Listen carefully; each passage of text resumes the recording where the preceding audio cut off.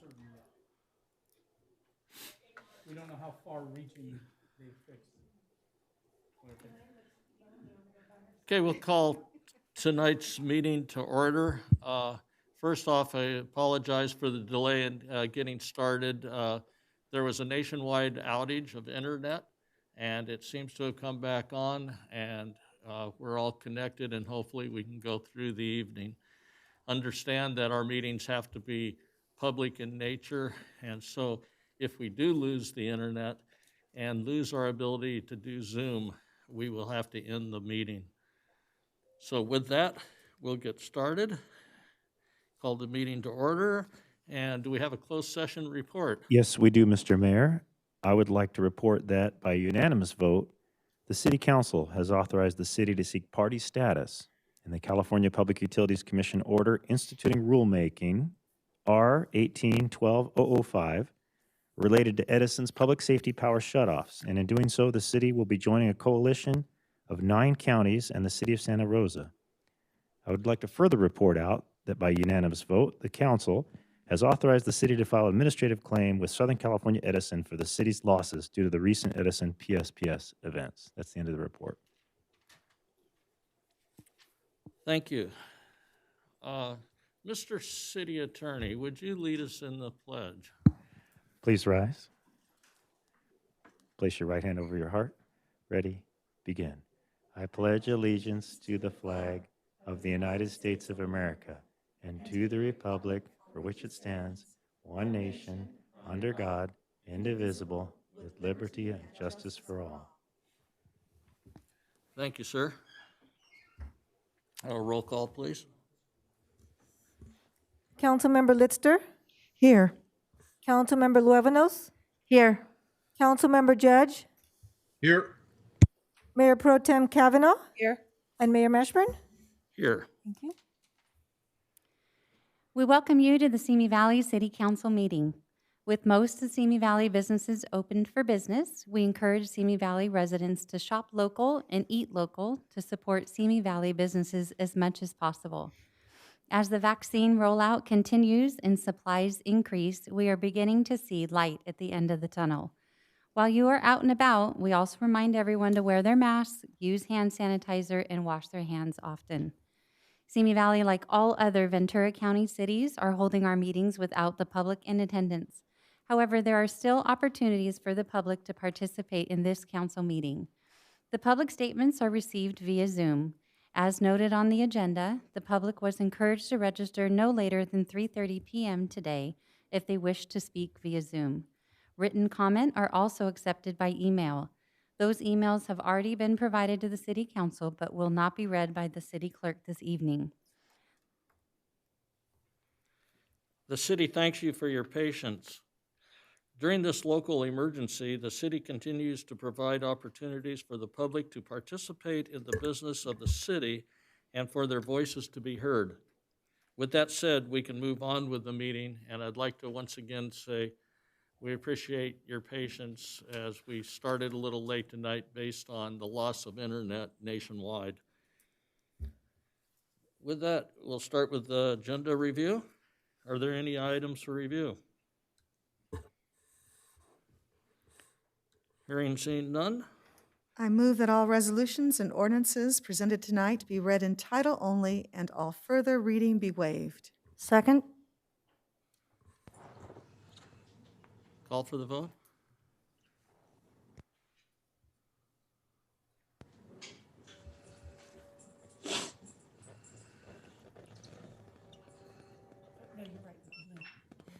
Councilmember Again? Judge,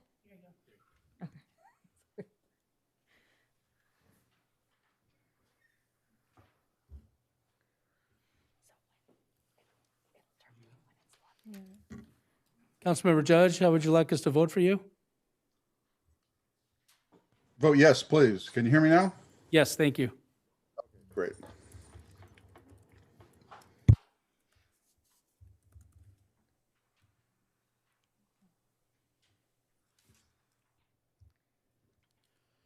the motion passes. I apologize. It looks like some did not enter. Start council vote. We'll start it again. one more time.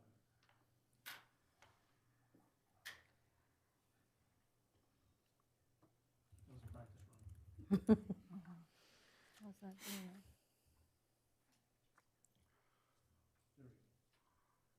I can't see anything. You got mine? Okay.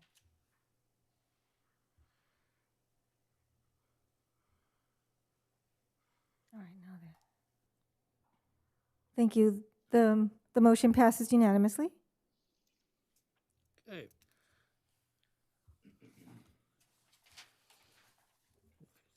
Moving on Mr. to 1C, declaration of conflict. If any member of the city council may have a conflict of interest or any reason why that member must abstain from consideration of any matter on this agenda, he or she should so declare at this time. Anybody have a conflict? Seeing none, we'll go forward. Mr. Mayor, members of the City Council, the first item on the agenda is item 1D1, certificates of appreciation to outgoing Neighborhood Council Executive Board members, and Emily Habib is here for this presentation. Good evening, Mayor Mashburn and members of the City Council. This evening, we are recognizing 15 outgoing members of the Neighborhood Council Executive Boards. Executive Board members act as a conduit between residents and city government on matters that affect their community.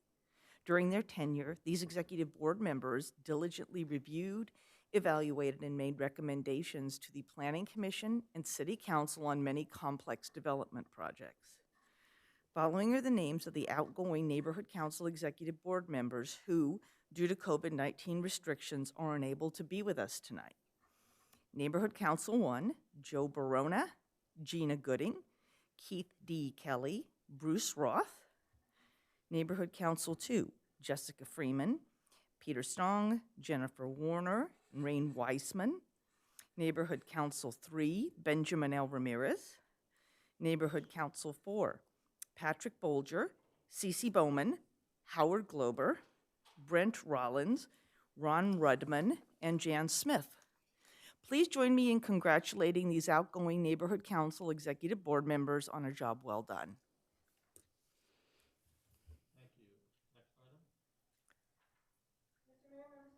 Mr. Mayor, members of the City Council, next on the agenda is item 1D2, a proclamation for American Heart Month, February 2021, and Samantha Argabright will read the proclamation.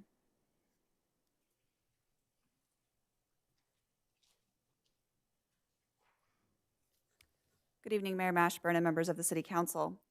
Tonight, to bring awareness to heart health, the City Council is recognizing February as American Heart Month, and I will read the proclamation. Whereas cardiovascular disease affects men, women, and children of every age and race in the United States and is the leading cause of death, taking the lives of over 860,000 Americans in 2017.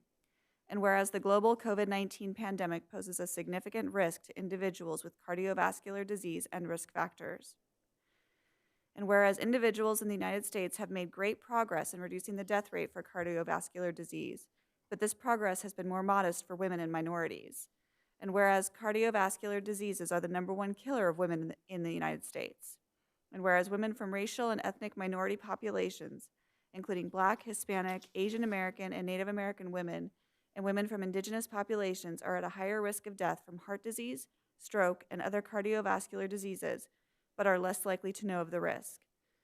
Now, therefore, the City Council of the City of Simi Valley, in recognition of the importance of the ongoing fight against heart disease and stroke, does hereby proclaim February 2021 to be American Heart Month in the City of Simi Valley and urges all residents to show their support for the fight against heart disease. Presented this 22nd day of February 2021. Thank you. Next item. Mr. Mayor, members of the City Council, next item on the agenda is 1D3, an honorary resolution in celebration of the Free Clinic's 50th anniversary, and Samantha Argabright will also present this one. On March 1st, the Free Clinic will celebrate its 50th anniversary.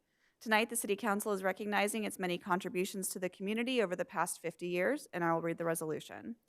Whereas the Free Clinic of Simi Valley was founded on March 1st, 1971 by Conrad Melton, Caesar Julian, MD, and Beverly Riggs to meet the healthcare needs of disenfranchised young adults in our community. And whereas for 50 years, through the generosity of a cadre of volunteer professionals, the Free Clinic of Simi Valley has served over 400,000 patients and clients and is a training facility for resident physicians under Executive Director Fred Bauermeister. And whereas the Free Clinic continues to provide medical, dental, legal, and family counseling services to clients, regardless of their ability to pay.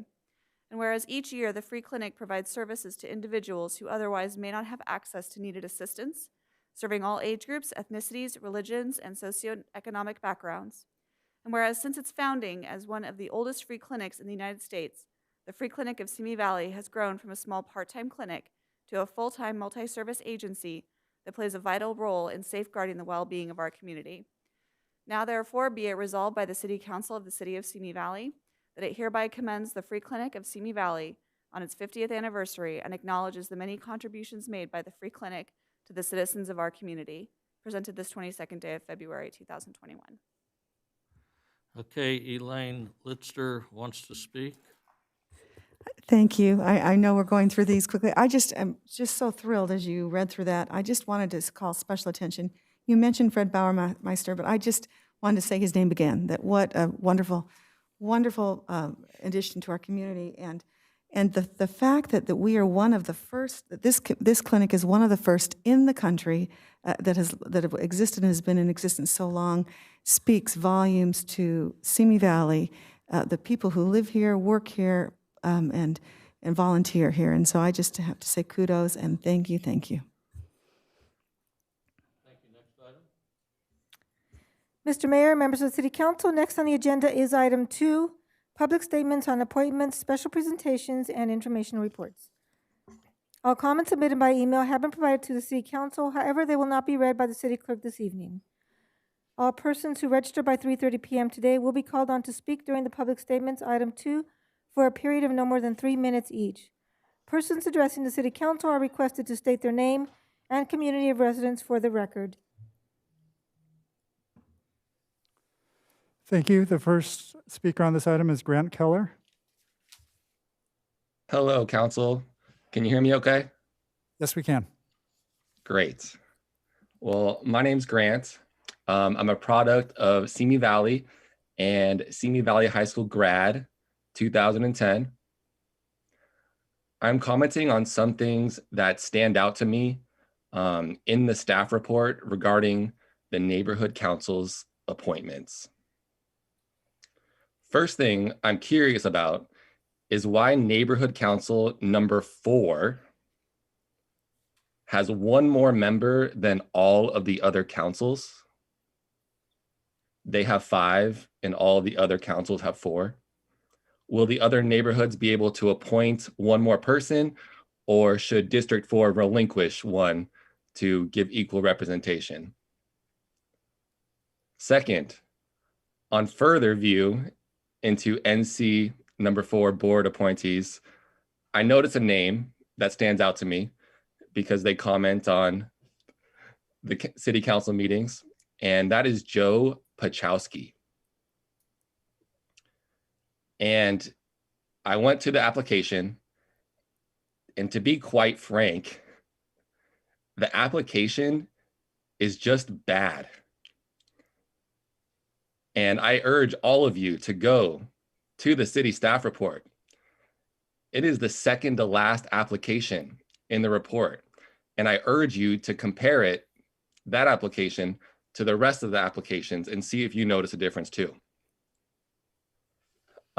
This person hasn't gone to one neighborhood council meeting. They do list their experience as a next door lead, which I think does have some merit if you're involved in, communicating with your immediate neighbors. But there's really no connection into what good this person wants to do in their community. And I searched the application, and there's just one sentence responses throughout. And the job experience doesn't really lend itself, I don't think. The job experience says sales to the neighborhood council. I urge you all to check out all of our highly qualified neighborhood council board appointees because they all have community experience that really reflects the values that I would want to see in the neighborhood council. To me, the bottom line is, it looks like the application is from someone that either doesn't care or someone that knows that they're going to be accepted. And to be frank, once again, this is Councilman Judge's good buddy. And to me, this selection was a part of that good old boys club. You'll have to wrap it up, Mr. Keller. Thank you. Your time's up. So I ask that you rescind this board member's appointment or apply even representation throughout each district with fair processes and fair qualified candidates chosen by merit and not by proximity. Thank you. Thank you. Mr. Mayor, this concludes all the members that registered for this comment that are present at this time. Okay, next item. Mr. Mayor, members of the City Council, next on the agenda is item 3A1, appointment of Neighborhood Council Executive Board members to the 4 neighborhood councils, and Emily Habib is here for the presentation. All right, good evening, Mayor Mashburn and members of the City Council. Since 1970, the neighborhood councils have served as an important component in the city government structure. They promote citizen awareness and participation in local government. They advise the City Council and Planning Commission on development projects and citizen concerns. There are a total of 17 vacancies on the 4 executive boards of the neighborhood councils. Tonight, 17 applicants are being nominated to serve terms commencing on March 1st, 2021, and expiring on February 28th, 2023. Following are the names of the incoming Neighborhood Council Executive Board members who, due to COVID restrictions, are unable to be here tonight. Neighborhood Council 1, Valerie Evans, Patricia Lewis, Teresa Lewis, Navroop Man. Neighborhood Council 2, Fabienne Morales, Teresa Ramirez, Samantha Shapiro, and Andrew Tang. Neighborhood Council 3, Douglas Bamforth, James Bartholomew, Robert Perez, and Sarah Rosario. And Neighborhood Council 4, Paco Fajardo, Adam Greenberg, Kyle Marks, Joe Pachowski, and Michelle Scharf. It is recommended that the City Council approve and the mayor appoint 17 applicants nominated to serve on the executive boards of the 4 neighborhood councils for a term commencing on March 1st, 2021, and expiring on February 28th, 2023.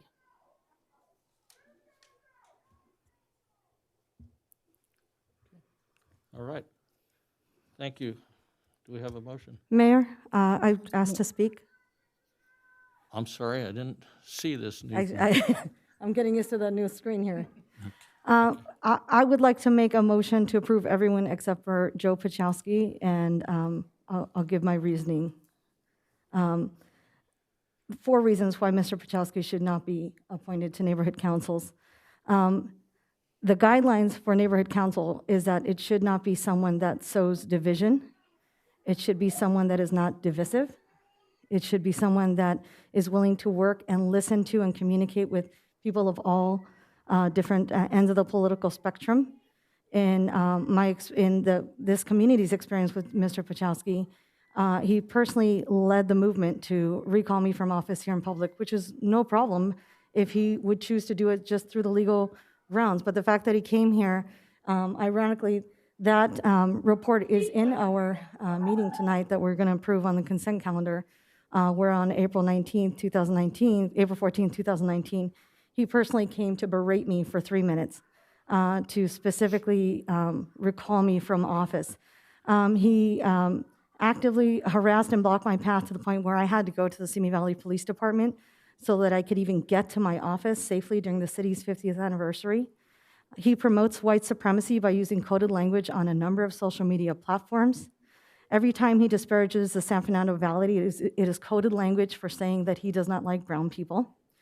He sows division constantly on Twitter, on Facebook, on various social media platforms by constantly attacking anyone who's not on his end of the political spectrum.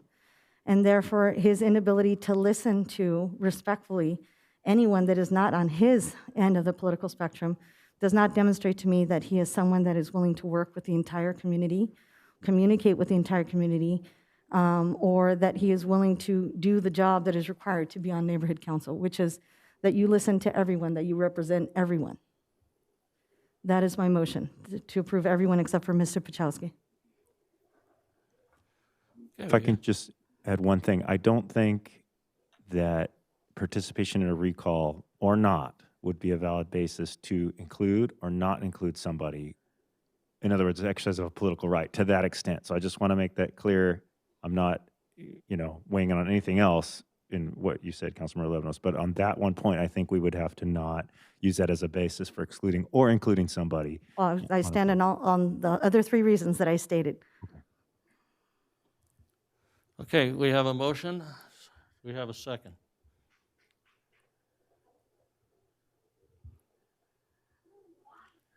The motion fails due to lack of a second. Okay. I would motion that we approve all 17 applicants for the North that have been nominated. And I also wondered, though, whether Emily wanted to speak to why there is an additional number, since that was brought up that shouldn't be part of the motion, I'm sorry. Yeah, But I think that's not part of the motion, and it's also not on the agenda. It's something that staff can respond to Mr. Keller, I believe. We can, if you want to take the vote, we can have Emily just simply answer the question right after. I think it's still, I'm sorry, it's still topical. So. Okay, so we'll go ahead and, I motion that we approve all 17. okay, do we have a Second. second? We have a motion and a second, call for the vote. Discussion, Mayor? Point of order? Okay, well, the point, we discussed prior to doing the motion, but it's fine if you want to have more. It's Yes. not necessarily a point of I order. would because like that's to not the follow order we Robert's Rules use. of Order, which is usually that after a motion and a second, there's usually discussion on the Yeah, topic. that's the Robert's rules, but our history has always been we discuss beforehand because if there's a Before the discussion. vote, because that would be a Brown Act violation. Well, then yeah. The idea, my understanding was, because I asked the same question, is the reason we have the discussion because is if after the discussion, some people, myself included, may change their mind and therefore there is no motion based on that discussion. So I think it can be done either way. There's no harm, no foul. I'm just saying, I don't like you to point out that I'm going out of order because I'm not. Normally, you don't bring that up. And so, anyway, but I've never stopped anybody from discussing further, even after the motion was made. Thank you, Mayor. That's Okay. I appreciate the opportunity for discussion on this motion specifically. Again, I do not feel safe with Mr. Pachowski here, nor do I know that other people will feel safe in coming to him with concerns about the community because of the divisiveness that he has sown. As a matter of fact, he went out of his way to scrub his social media presence on Twitter and Facebook, specifically because he knows that what he has posted on social media has been very divisive. So it would not be very fair considering that this city council, members of the city council have used personal attacks against themselves to deny people positions on arts councils, to not even have discussion. I had a discussion with Councilmember Litzter about a couple of people that I thought it would have made great candidates. But the discussion wasn't even allowed because of the criticism that they gave. I have no problem with Mr. Pachowski criticizing me. I do have an issue with him being so divisive to the extent that people do not feel like they are able to be represented by him. That's the issue that I have. The purpose of neighborhood councils is to have civic engagement of all residents. And when you have someone that is so divisive and so willing to attack people that are not on his political end of the spectrum, that is not willing to listen, and that is willing to go to the extent of scrubbing his social media presence because he is embarrassed or ashamed of the divisiveness that he has sown on social media, including the white supremacist comments that he has made here in council chambers, constantly talking about how we don't want to become the San Fernando Valley. I can't tell you how many times I have heard that out of his mouth. And we have a lot of people that move here from the San Fernando Valley, that have lived here, that work here from the San Fernando Valley. And the constant reference to the San Fernando Valley is a coded language for saying he doesn't like Mexican people. He doesn't like diverse people. That's a third of our residents. How is he going to represent our residents when he uses coded language like that? And then he goes, if he's so proud of it, why did he scrub it off of his social media? That's a question that I want to ask. If we are not going to, if we really care about eradicating white supremacy in this city, if we really care about making sure that everyone is welcome and can engage in the civic process, which is our job to do as elected officials, then we cannot appoint someone who is divisive as Mr. Pachowski. And the actions in the vote here will let our residents know, as a policy matter, whether or not everyone in the city matters or not, whether or not everyone's voice here matters or not. Because if you choose to appoint someone that attacks anyone who is not on his end of the political spectrum, then how can we know that everyone is represented on that neighborhood council? We can't. We can't know that.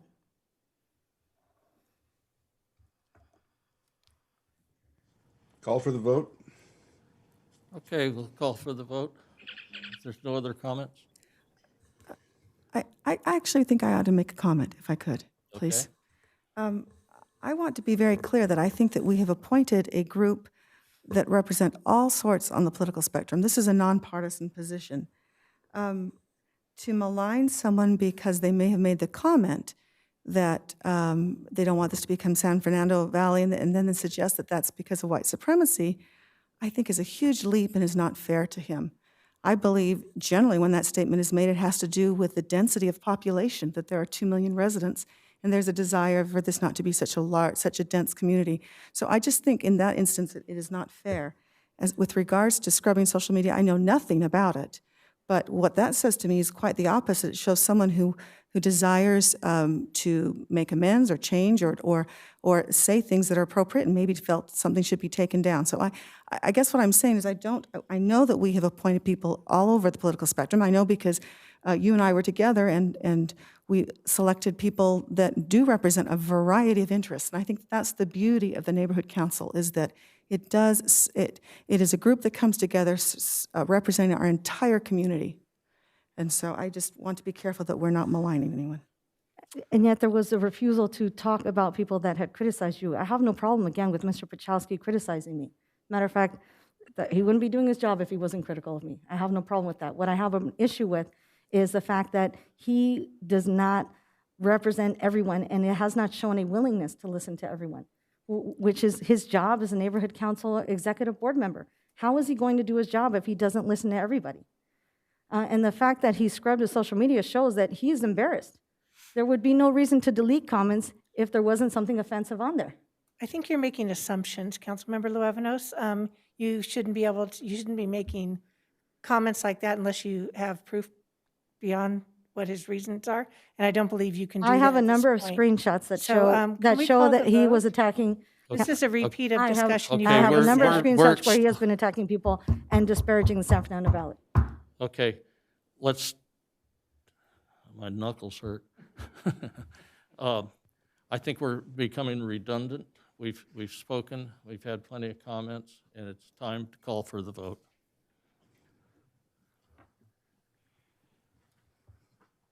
Please vote yes for me.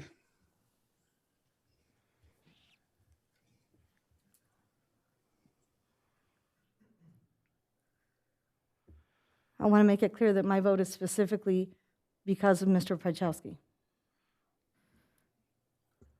The motion passes with Councilmember Luevanos voting no.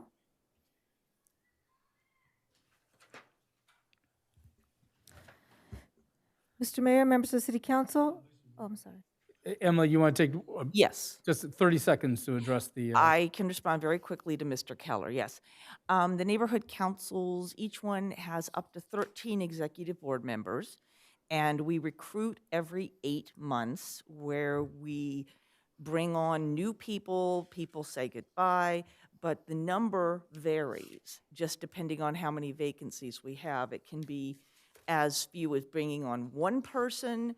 At one point, we had a number of 8 people coming on. So the number varies each recruitment.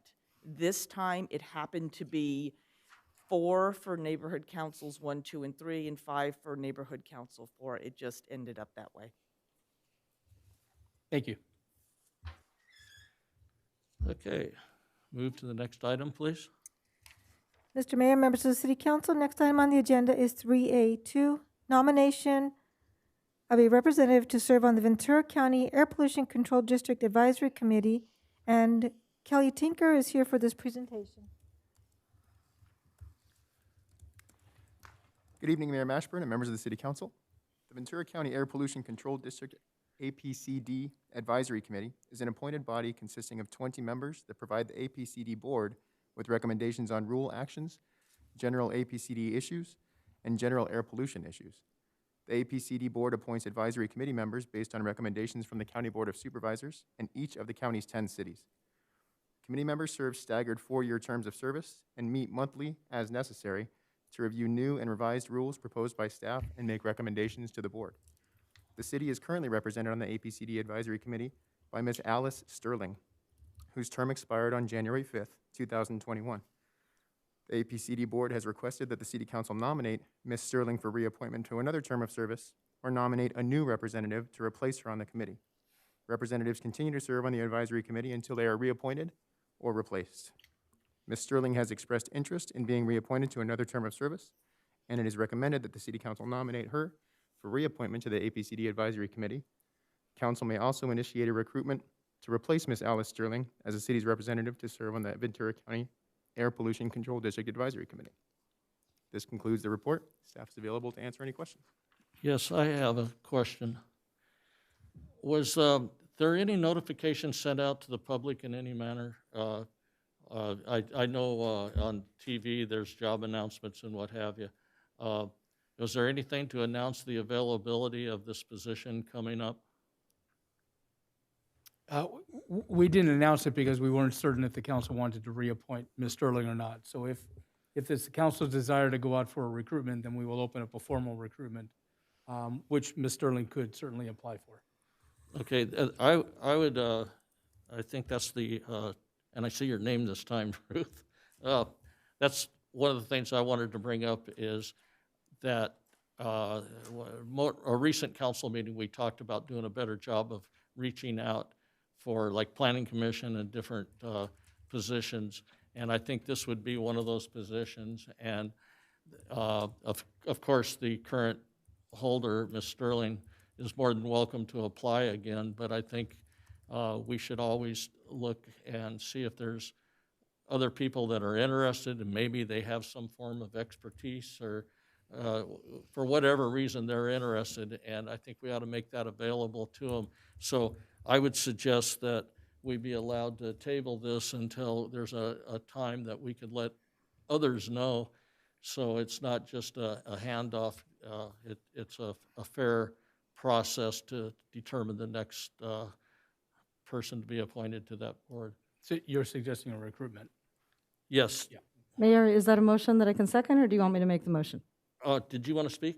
Yes, that's the motion I was going to make, was to initiate a recruitment to replace Mrs. Alice Sterling, but she can apply as well, and to put this out there so that other people have an opportunity to be civically engaged in our city. Prior to you making that, would you allow Elaine to speak? 'Cause Yes, she wanted absolutely. to speak on that subject also. Thank you. And similar conversation. Actually, I wanted to know how long Ms. Sterling had. First of all, I wanted to thank her for representing our city and serving so diligently. And thank you for desiring to do it again. I just wanted to first say thank you. I was curious to know how long she served in that position, a little bit of her background. But I concur that it would be wise with every position to allow there to be an open opportunity for all of our residents to participate. Ms. Sterling has served, she replaced our previous advisory committee member, Mr. Scott Blau, in 2011, and their 4-year terms, and she has served since that time. Okay. Okay. Okay. Councilmember Luevanos. Yes, I move to initiate a recruitment process to find a representative to serve on the Ventura County Air Pollution Control District Advisory Committee. I'll second. Okay, we have a motion and a second. Call for the vote. You can vote yes for me, please.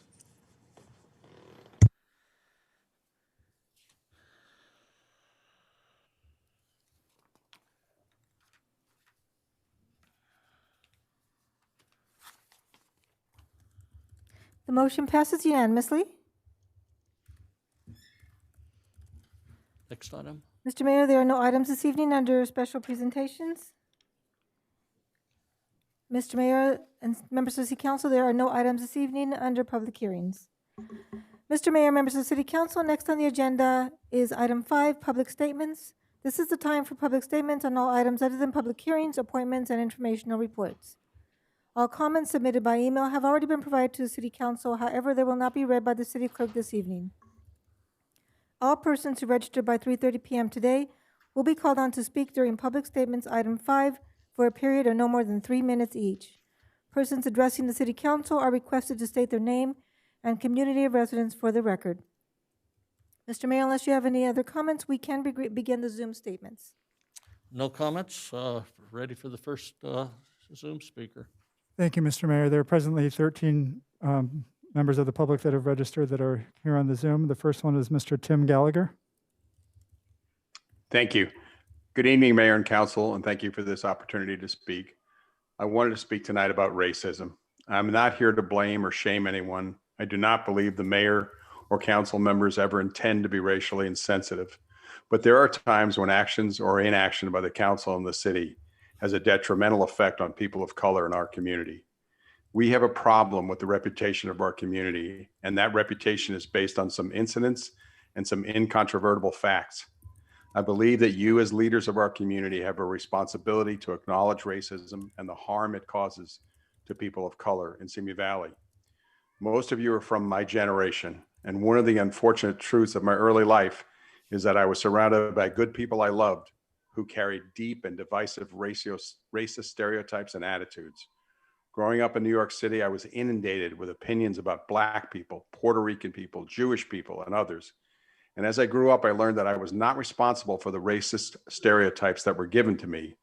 I was, however, responsible for treating each person I met with dignity and with respect. There are 3 things each of us can do to combat racism, and I will ask the council to do a 4th. These ideas come from the Rotary Club's LGBT Rotarians and Friends Fellowship.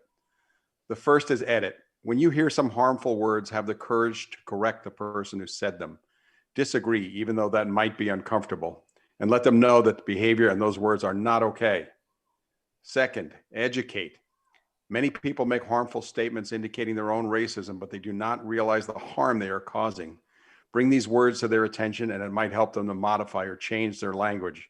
As a city, we should make resources available for people to discuss and learn about the effects of racism. Third, echo. Agree and support others who speak up.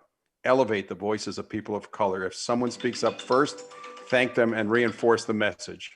One person's voice is a powerful start, and many voices can make powerful change. And that is my 4th idea. I want this council to be the change that we want to see in Simi Valley. I challenge you not just to pass proclamations or resolutions. I challenge you to act. Drop the policy and personal differences that might divide you and lock arms to fight racism. I challenge you to lead us, the citizens who elected you, in a march against racism. Start this march at City Hall. I want you to actually lock arms and lead the march. I know thousands of residents will stand behind you and march with you. I know I will. Let's take action with our voices and with our feet. Thank you. Thank you, Mr. Gallagher. Rebecca Alberon.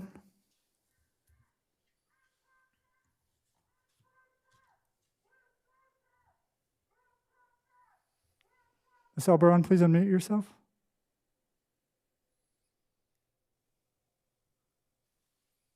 Can you hear me? Hello? Very lowly. She just said, can you hear me? You're very soft. Okay, how about now? That's better. Thank you. Okay. Good evening, council and staff. My name is Rebecca. I'm speaking tonight about the overwhelmingly disturbing things that have occurred in this city just over the last few weeks, and the seemingly refusal of leaders in positions of power to be proactive. We started off this year with the mayor's disgraceful remarks on Legend Hank Aaron in reference to Aaron's fight for civil rights for the Black community and what is considered acceptable. We have witnessed a person wearing anti-Semitic clothing as they shopped happily in at least 2 identified stores here in Simi Valley. We have witnessed anti-Semitic propaganda plastered around this city that is utterly disgusting and a direct attack on our Jewish community. This has happened here in Simi Valley. There is a Jewish university less than 2 miles away from City Hall. We have witnessed the inaction of the police department when it came to investigating a graffiti incident that happened behind an elementary school here in Simi Valley. The graffiti depicted a hangman and the N-word. Community activism was central in forcing SVPD to fully investigate that incident. We have witnessed a group of teens violently attack workers at one of our parks and the reckless narrative that has been created by SVPD in pursuit of the culprits. We have witnessed time and time again the community plead to you all to be proactive in changing how this city does business. Ignoring all of this will not work. Retaliating against those that bring it up will not work. The onus is on each one of y'all to start taking this serious. What will it take for you all to respond with anti-racist actions? Is that something you're even interested in doing? All of these incidents accurately show the Simi Valley that many of us experience on the daily. This is Simi Valley. What do you all plan to do about it? And on a separate note, I would like to ask if there's any information regarding when the data from the census will be coming to the city. I am eager to follow up on redistricting if needed. And I look forward to more city council members sitting up there diversely representing the community that we have. I know previously there was an excuse of not having enough space. I think that Zoom has been great. And I think that there's a lot of virtual space for people to be able to represent the Simi Valley that they want to see and that for folks that are ready to take action. Thank you. Thank you. Joe Pachowski.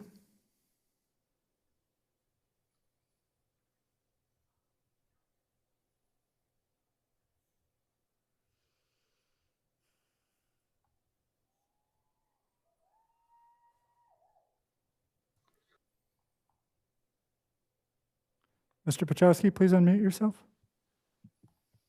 Mr. Pachowski, please unmute yourself. Yes, hi, thank you. Sorry, it glitched out on me when you tried to let me speak.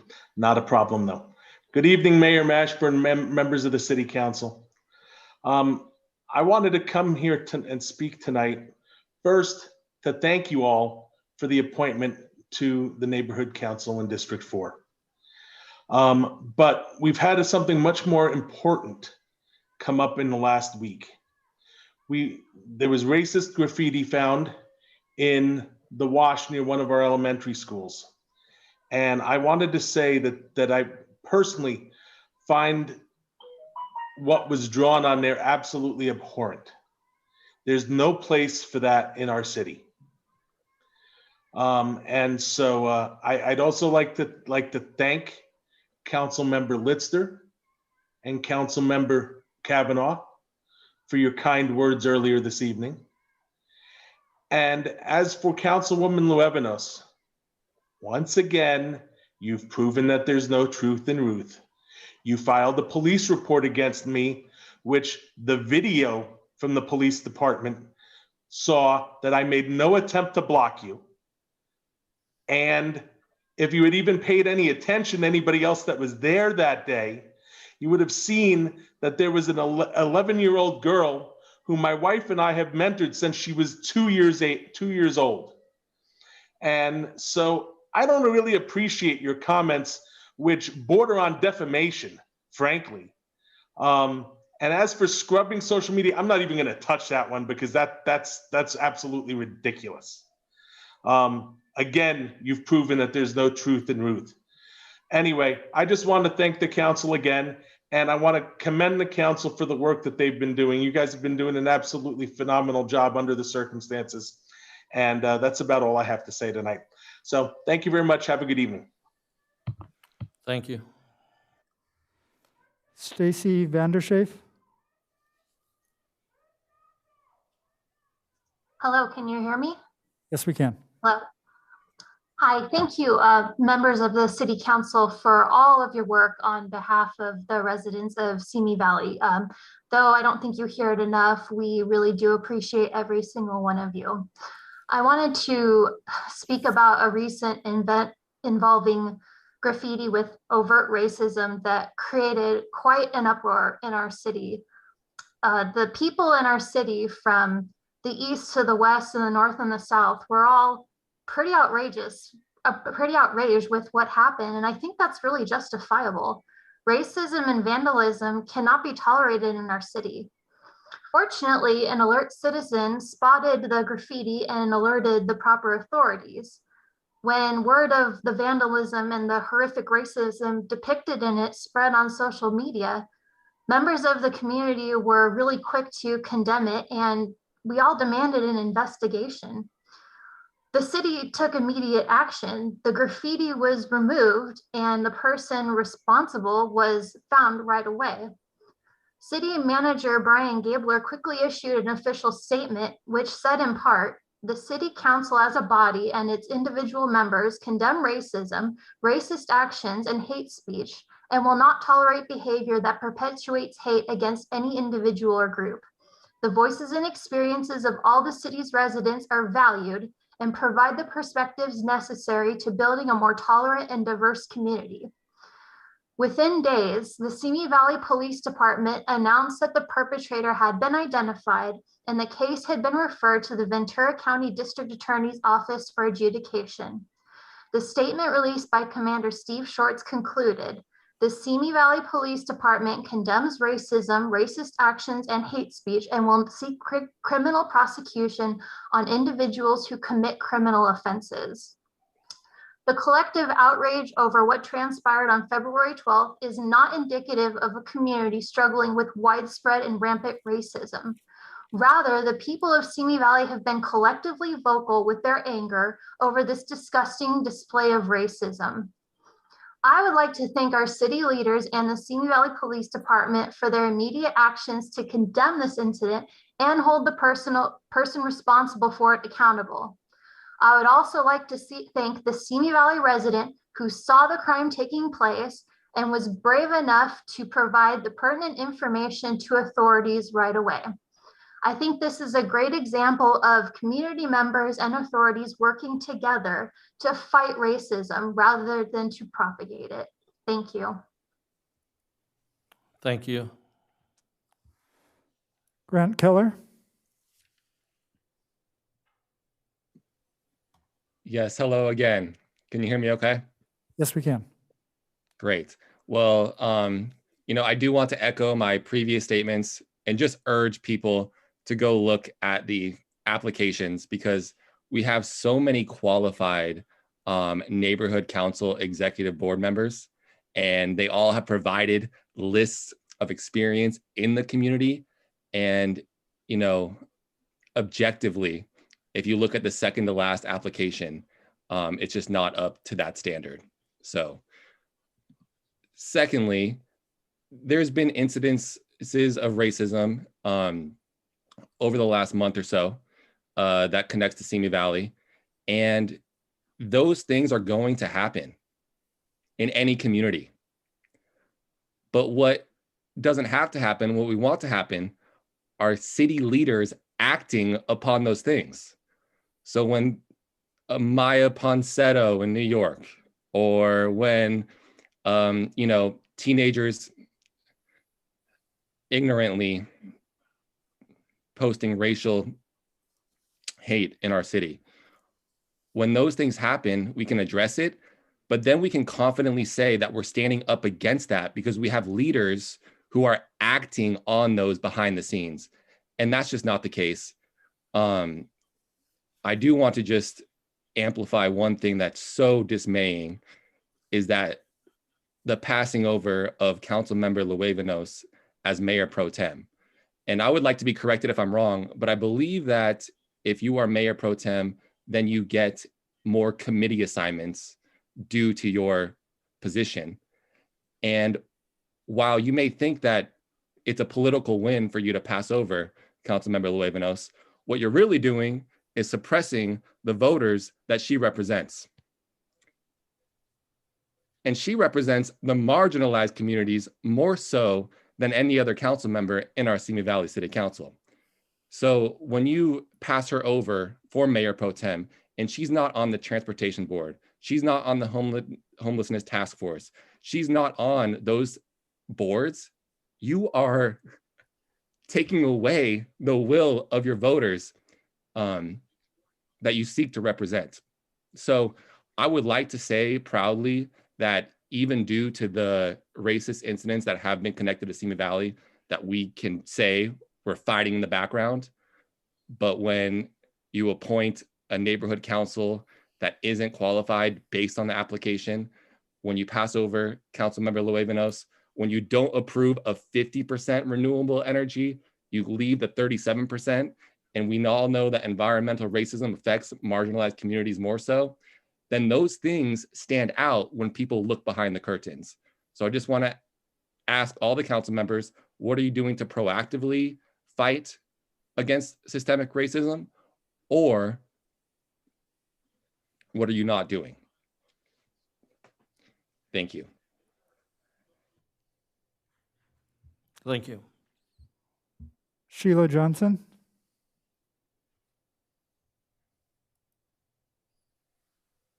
Ms. Johnson, please unmute yourself.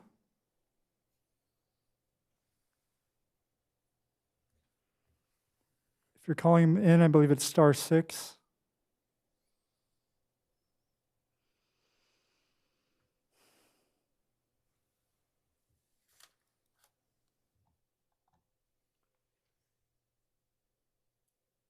We'll place Ms. Johnson on hold, and then we'll go to the next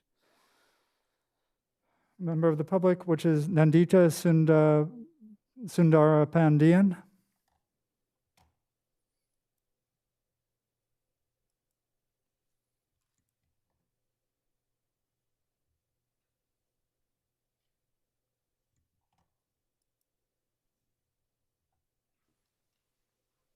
Hello.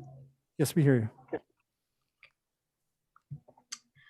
It has been over a month since the attack on the Capitol on 1/6, where racist, fascist, neo-Nazis attempted a siege and were extremely close to assassinating members of Congress. And these people are not random people that came out of nowhere and decided to go guns blazing. White supremacy is a scale of actions. Mike Judge's Facebook comments where he wanted to hose down BLM activists is a part of that scale. Mayor Mashburn's racist comments towards civil rights leader Henry Aaron is a part of that scale. Elaine Litzer and Dee Dee Kavanaugh's refusal to condemn their fellow council members, unless it's Councilwoman Luevanos who actually recognizes the racism that is a part of this town, is a part of that scale. Approving Joe Pachowski, who is a blatant white supremacist, and who poses a real danger to BIPOC people in this community, is a part of that scale. You need to choose whether you want to continue being on that scale or not. This week alone, we have had anti-Black and anti-Semitic statements plastered around the city. I don't feel safe in Simi Valley, and I also don't feel safe with the four of you as leaders in this community because you have consistently chosen not to take action. I want every single person on this dais to not only denounce these vile acts, but also begin to write and pass anti-racist discriminatory resolutions. I want all 5 of you to work with community activists and community leaders like Rise to actually be passing resolutions that work. You have repeatedly failed marginalized communities in the city, and instead have chosen to uphold white supremacists and white supremacist ideologies. Please do better.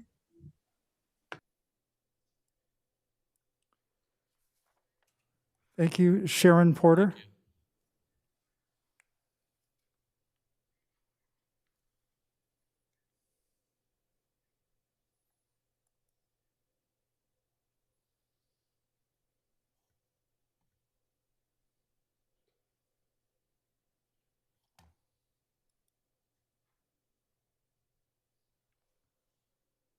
Ms. Porter, please unmute yourself.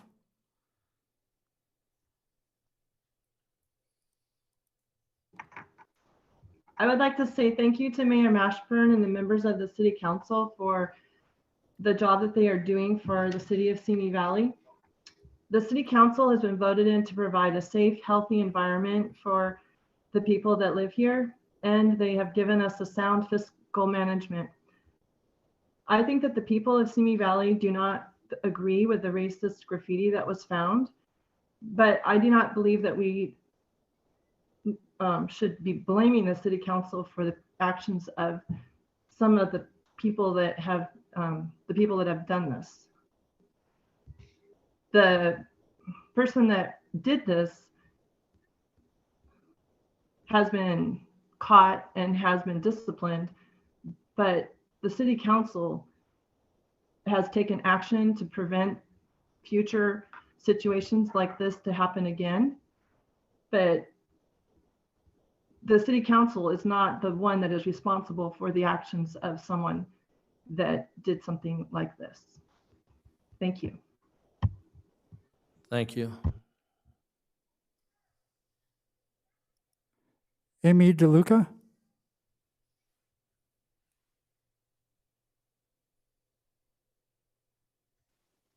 Hello, can you hear me? Yes, we can. Hi, my name is Amy, and I would just like to address all of the city council members.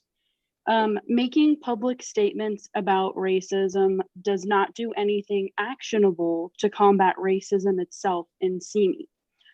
Your past refusal to listen to all voices in Simi while being part of a recent statement that claims that you do listen to all voices in Simi is louder than that statement.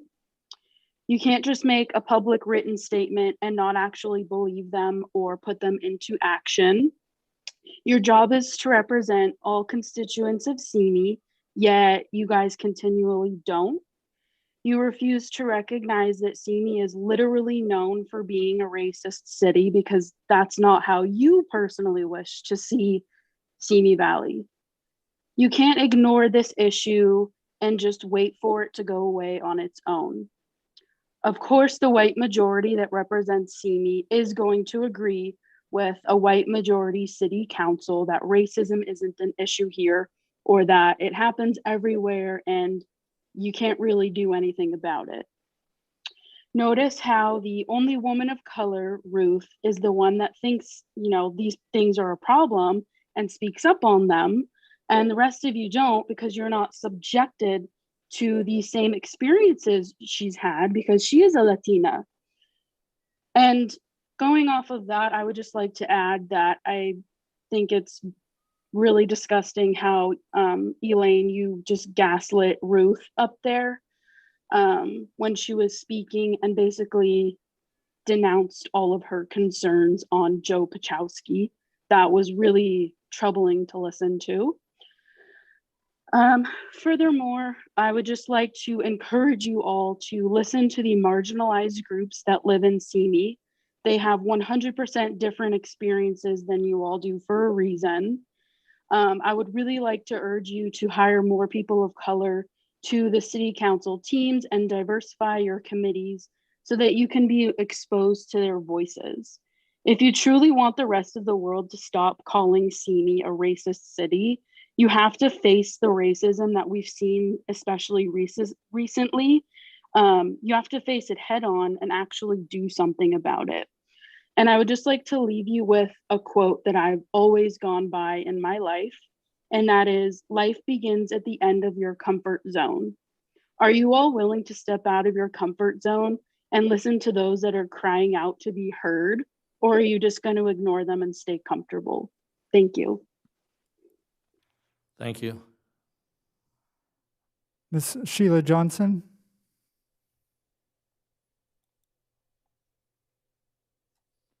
Please press *6 to unmute yourself, Ms. Johnson.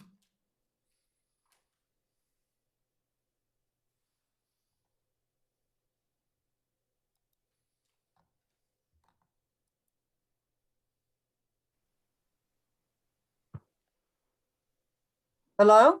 Yes, we can hear you. All right, I'm sorry. Thank you. Hello, my name is Sheila Johnson. And I and my family, we've lived here in Simi Valley for 26 years, since 1995. And my family, we live in the township area, neighborhood District 1. My children went to school here, they're adults now. And I have to say that my family and I, we love the beauty and security Simi Valley has offered, and now warmly, and how warmly we were received when we moved here in 1995. I heard of the graffiti incident near White Oaks Elementary School that has been investigated and determined to have been done by teenagers. I wanted to share, my husband and I are both of mixed ethnicities. And I wanted to comment that while as a teenager myself, many, many years ago, I'd experienced bigotry from other teenagers, I forgave. And I wanted to say we must forgive and teach our youth to love our neighbors as ourselves. It's all about love.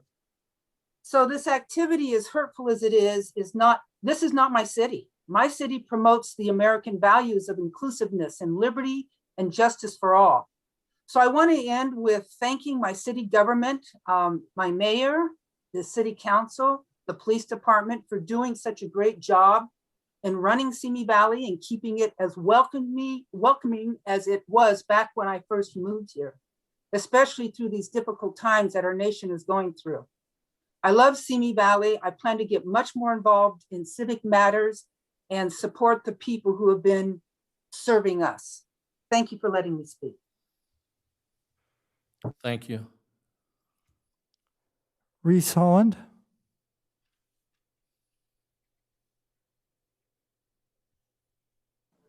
Hi there, City Council. Reese Holland here from Neighborhood District 2. On the topic of racism, there seems to be a large disconnect in terms of what many of the City Council members understand racism to be.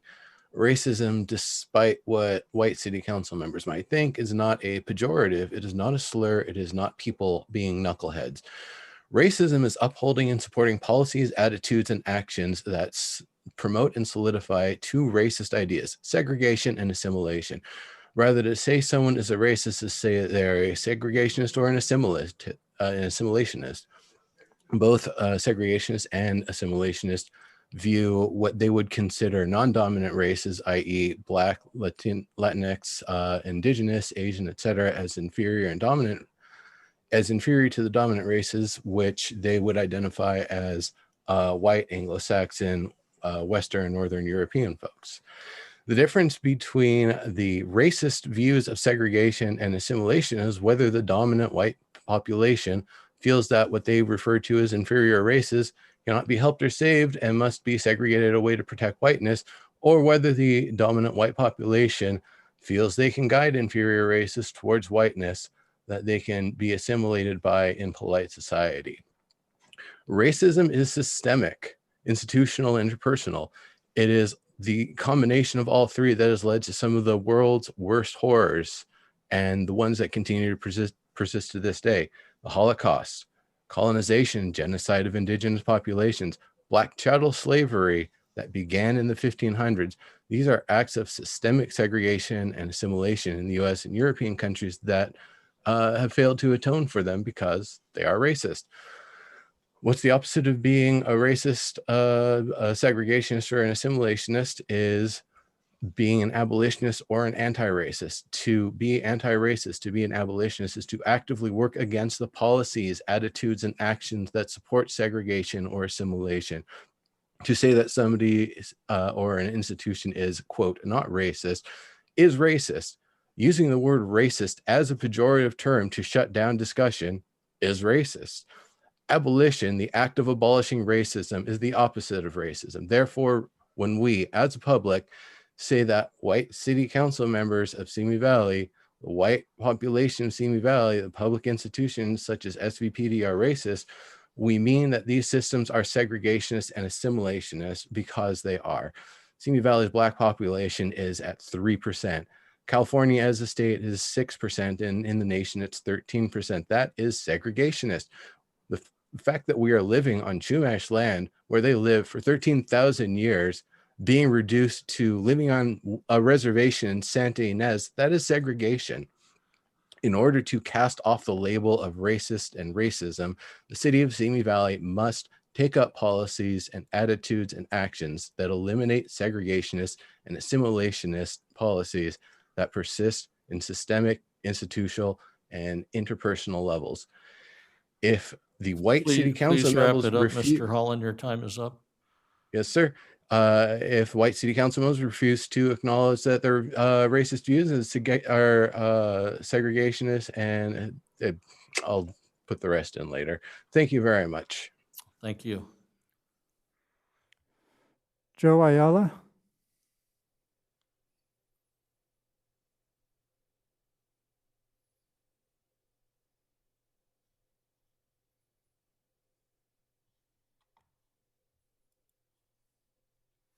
Mr. Ayala, please unmute yourself. Hello, can you hear me? Yes, we can. Hi, everyone. Good evening, Mayor Mashburn and council members. My name is Joe Ayala. I live in Simi Valley. I've lived here for over a decade. I rise before you tonight to speak on recent incidents that occurred in our city that have troubled me greatly and left many of my friends and neighbors shaken. One was involving the racist graffiti in the near the White Oak Elementary School, depicting a lynching, a rash. Of course, we've seen this, heard this tonight numerous times of anti-Semitic flyers being posted throughout the city, and most recently the incident where a group of youths assaulted the two Rancho Simi Park employees. It's shameful to me that in this day and age, the citizens of Simi Valley are subjected to these racist crimes and comments. I understand that you passed a proclamation against racism recently, but much more must be done. If you mean to create an inclusive city where all people are made to feel welcome, I propose that along with the proclamation you write and pass a resolution decrying racism in Simi Valley. I'd also propose that you include diversification training for all employees and elected officials, as well as hiring more people of color into local government. And while this isn't in your purview, I think we should encourage our school board to include anti-racism education in its curriculum. Simi Valley has become much more diversified in over the years in terms of its citizenry, but I think our leadership doesn't truly reflect this yet. I've lived in Simi for over a decade, as I said before. I've raised my family here.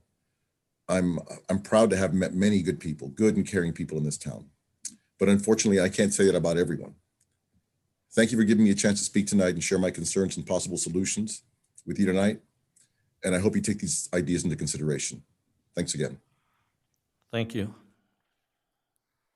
Marcel McCullough?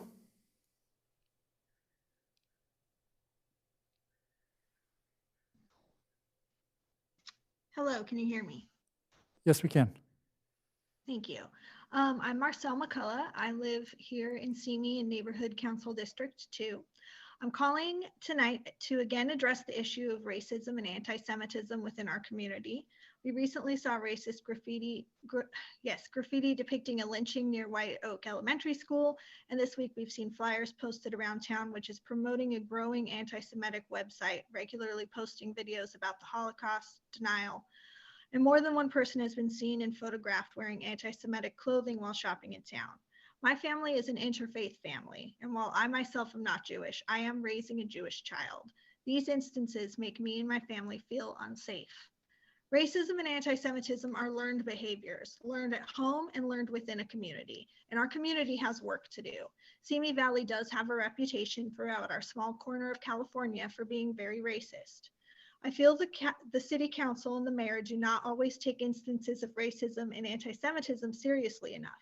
In the past, when other citizens have brought up their concerns, they are not addressed, and several council members, as well as the mayor, have scoffed at the idea that racism and anti-Semitism is a problem in Simi Valley, ignoring the lived experiences of our diverse community. Most people are not overtly racist. Many of them are stealthily racist. We need strong anti-racist leadership, and I would like to call on the council to take some specific actions against racism and anti-Semitism in our community. I would like to see more BIPOC people hired in the local government, put on committees and councils. I would like you to release an annual diversity and inclusion report that specifies the racial and gender breakdown of the local government so we can quantify and track changes. You should be writing and passing anti-discrimination resolutions and policies. And we should have Spanish and ASL translations for city council meetings. It's not enough to say that you find racism and anti-Semitism abhorrent after the fact. We have to be actively anti-racist every single day. Thank you. Thank you. Grace Peckrell.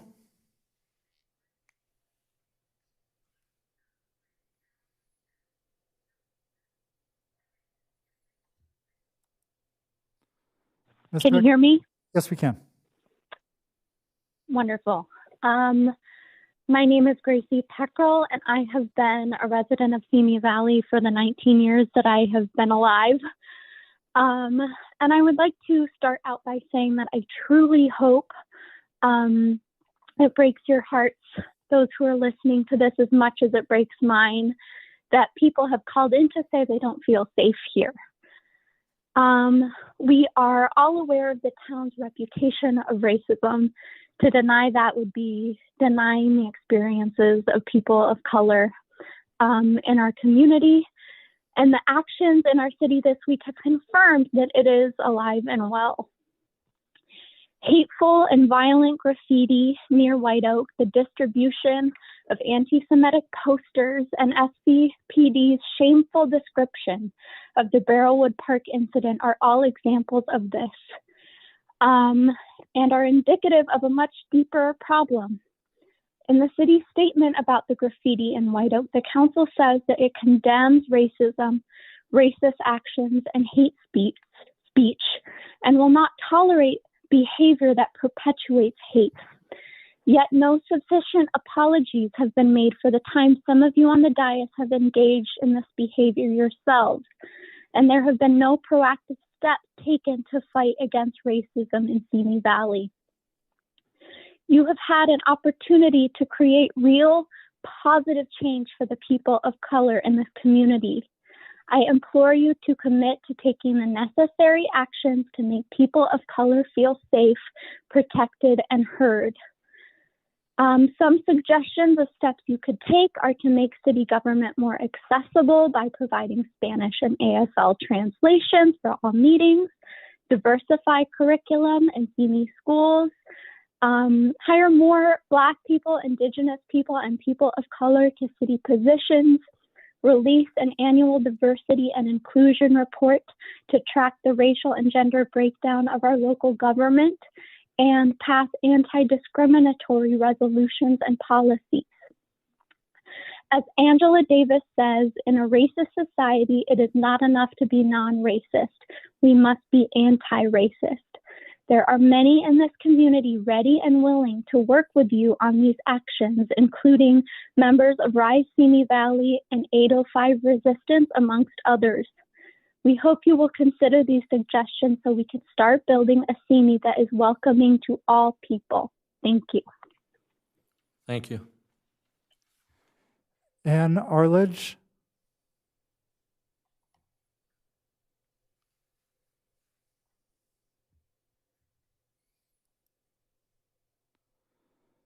To unmute your. Good evening. Yes, go Can ahead, you hear please. me? My name's Ann Arledge, and I have been a resident of Simi Valley since 1979. My husband and I have raised our 3 children here, and now they are married with children and also reside in Simi Valley. I'm addressing you tonight for 3 reasons. First, I want to thank you for keeping Edison accountable and responsible. Over the years, we've seen a lot of fires caused by Edison power lines, and their current solution of shutting off the power, which is unacceptable. It affects businesses and medical needs in homes and restaurants. Second of all, I would like to thank the council for supporting public safety. Over the years, they have done a great job, but this year has been especially difficult with COVID, and I appreciate all that the police and the fire department have done for our city.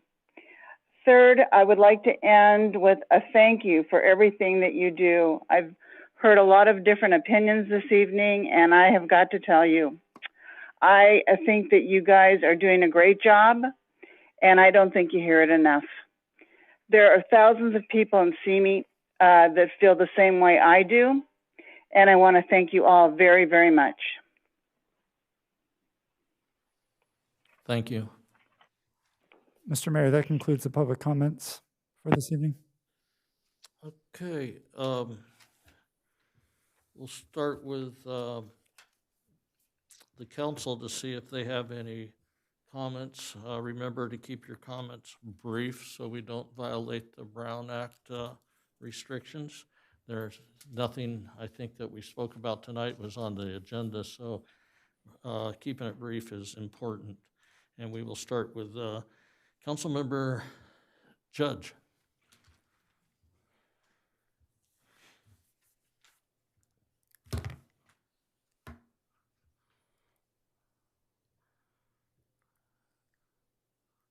Okay, we'll move on to Councilmember Luevanos. Thank you, Mayor. The activities that have taken place in the city over the past few weeks during Black History Month are not anything new to this community. The anti-Semitic t-shirts and stickers plastered around the city, the graffiti threatening violence against Black people, the threats against Asian residents, the actual violence against park employees attempting to do their jobs. This is the reason why Simi Valley has been called a sunset town. Why would the Ventura County Star post an article about this incident if it was not newsworthy coming specifically from this city? The reason why these things continue to happen here is because leaders have lacked the courage and will to condemn white supremacy. There are many gradations of white supremacy, from tone policing to actual acts of violence against Black people, but they are still all white supremacy. As policymakers that we were elected to be, it is our duty and responsibility to evaluate and implement policies that dismantle white supremacy. We need accountability for all of the institutions that have allowed harm to come to the Black community. What good is a city resolution to condemn racism if we lack the will to actually implement policies that dismantle white supremacy? Because whether or not this council mayor want to acknowledge it, words matter. As we saw during the insurrection on January 6th at our nation's capital, where 6 people died, we know that words posted on social media and words stated at the rally preceding the riot at the U.S. Capitol mattered. And here we see this reflected in our own community, where words about white supremacy posted on social media and words spray painted on a wall by an elementary school matter. The deafening silence of my colleagues on the dais regarding these events perpetrated by white supremacists is a conscious policy choice as well. We have to think about who we want to be as a community, and the policy choices that we make show our residents that they matter. It is not enough to condemn the actions of individuals if our policies do not reflect our genuine desire to dismantle white supremacy in this community. We have to examine our budgets and our policies to determine if we are sincere in the endeavor to stop traumatizing the Black, Indigenous, and residents of color and Jewish community in this community once and for all. That's over the. I will be asking for a 9B request for uniform for ASL and Spanish translation and a uniform policy to identify all suspects by race or none at all for all of our crimes.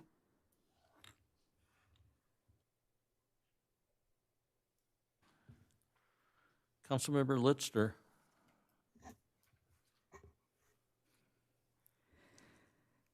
I have a lot of things I wanted to say, but I guess I felt I just am in disbelief that Councilmember Luevanos just said that we have had deafening silence.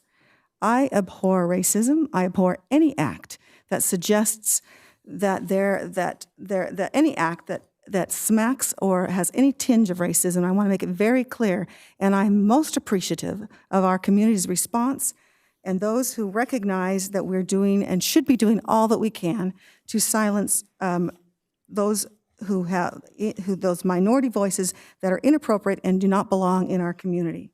Now, with regards to anti-Semitic postings, I guess I was not aware of what is happening with that, but I will look it up. I will certainly have conversations with the police about what is being done. If there's anything illegally being done or inappropriate, I think we should absolutely get to the bottom of it.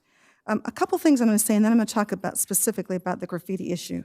It's interesting, we are being asked to come up with policies that show racial diversity. Councilmember Luevanos and I just sat last week to analyze neighborhood councils 1 and 3. We didn't ask what race they were, but as I looked at it, when it was all settled, I think we appointed 62% people of color. I believe that our community is well represented, and I appreciate the efforts that we look at qualifications, and that is what is critical. I just wanted to say one thing specifically about that horrific incident in terms of the posting at the school. It is interesting.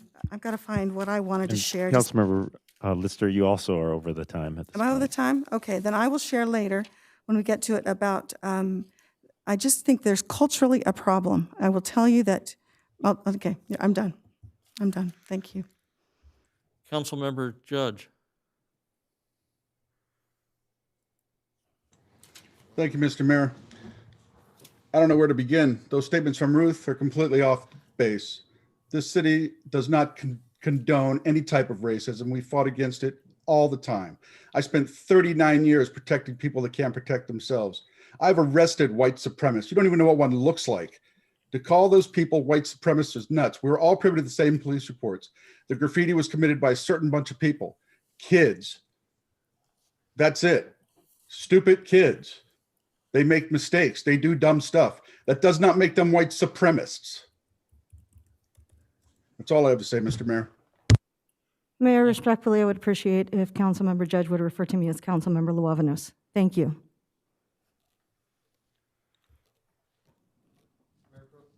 Mayor Pro Tem Kavanaugh. Thank you. I'll just take a minute. As one of the commenters stated, our entire community found that graffiti abhorrent and immediately jumped on it. I wanted to compliment the Simi Valley Police Department on how quickly they handled that and took care of that. And that just goes to show you that they also are against racism and will do whatever it is possible to help prevent it. I'd also like to thank our city manager for the press release that he got out there very quickly, stating that the city and the council as a whole and individuals condemn any type of racism. The community response to the graffiti showed that we do not accept it here in Simi Valley. I'd like to hope that we continue with that type of a positive attitude against racism. I think that would be something that would be very helpful throughout our entire community. And I do want to just real quickly thank each and every one of the callers that came in tonight. While I may or may not agree with what you said, tonight's conversations were polite, were articulate. There were solutions to problems given as well. And I really want to say I appreciate that from each and every one of you. Thank you.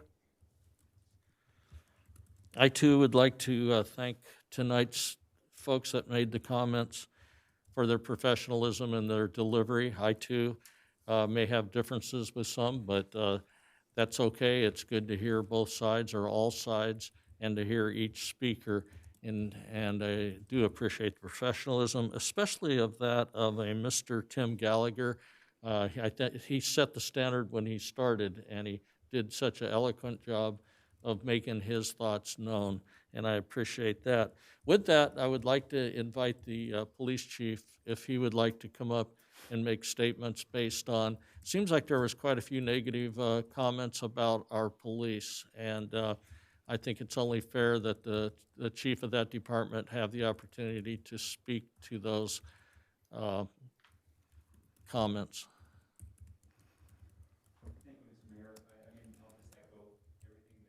Has been said. That's what we stand against. We condemn it.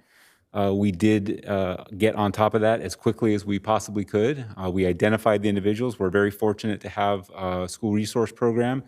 When the picture was provided to us by the witnesses, he was able to look at those individuals and identify them right off the bat, and we were able to kind of track it down from there. Some of the criticism has been about our messaging, but in the case of the attack at the park, we had an individual who was knocked unconscious and was the last thing he saw, so we deal in getting the information out there. Subsequent to that, we were able to identify that person and identify the others, and so we're continuing to work on that case. So I don't want to get into a lot of detail on it, but suffice it to say there's going to be several arrests that will follow with that.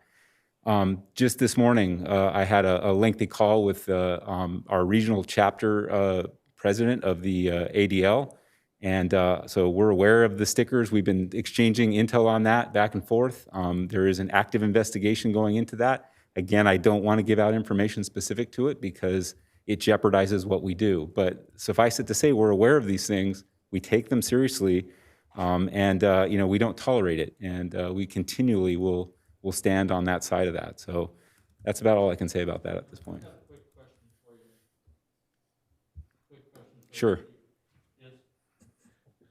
If we jump, when we learn of a potential crime of this magnitude that we're talking about, and we jump on Facebook and start giving opinions or sharing information that maybe we got through witnesses or something, what effect does that have on your investigation? Well, it's like I've always said when I talk in public, doing policing in the era of social media adds a whole other dynamic to it. If you'll remember, I spoke back in November, there was a hue and cry about an attack on a person of color over at the DMV during one of the Trump parades. And there was names given out and all kinds of stuff before we even have a chance to investigate it. I followed up on that, and I personally took the information and contacted the district attorney's office, and we put it together. And I just learned last week that we have a felony and a misdemeanor charge pending against those people for assault and felony vandalism. I try to explain to people, it's bureaucratic. It doesn't happen instantly. People have constitutional rights. There's due process. I can't, even if I see something, just go out and make assumptions. And like I said, doing police work in the era of social media, it has its challenges. It's helpful in some ways because we get crowdsourced pictures like we did in this case, and we were able to jump on it really quick. In other cases, people make opinions and they make accusations of things that we're doing before we even have a chance to investigate it. In the case of the graffiti, if I could just say, we probably couldn't go too much more without agendizing it at this point. Okay, just go ahead and finish. I was just going to say, in the case of the graffiti, it took place on a Friday. I was not in my office when it took place, and so I was alerted to it by a citizen. And when I called to check on it, because I was trying to respond to the citizen, I was then told the investigation is already going on. But contrary to what people think, I'm not in the department every day. So sometimes when information comes, you got to give me a chance to sort it out and find out what's going on. So, thank you. Thank you.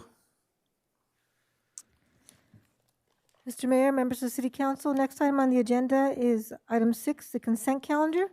And there are 2 resolutions for consideration this evening. The reading of the resolutions is as follows.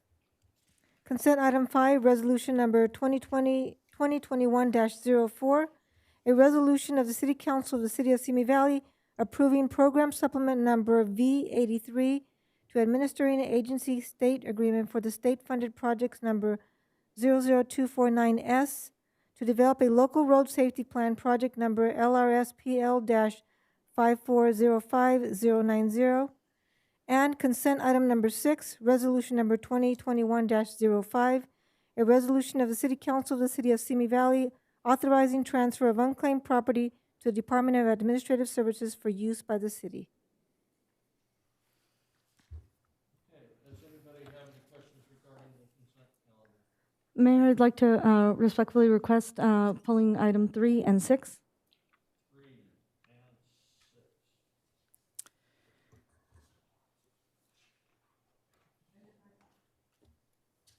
I'm sorry, I'd like to ask a quick question on number 4, if I could.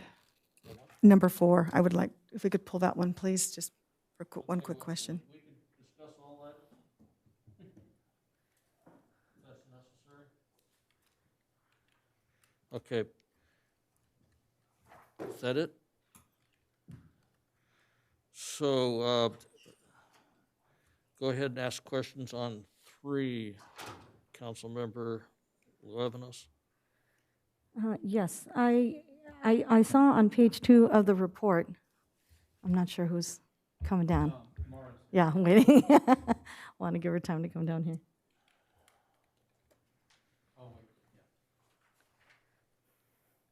Hey, Mara. Pardon me? Yes, the CPG grant. No. Yes. Yes.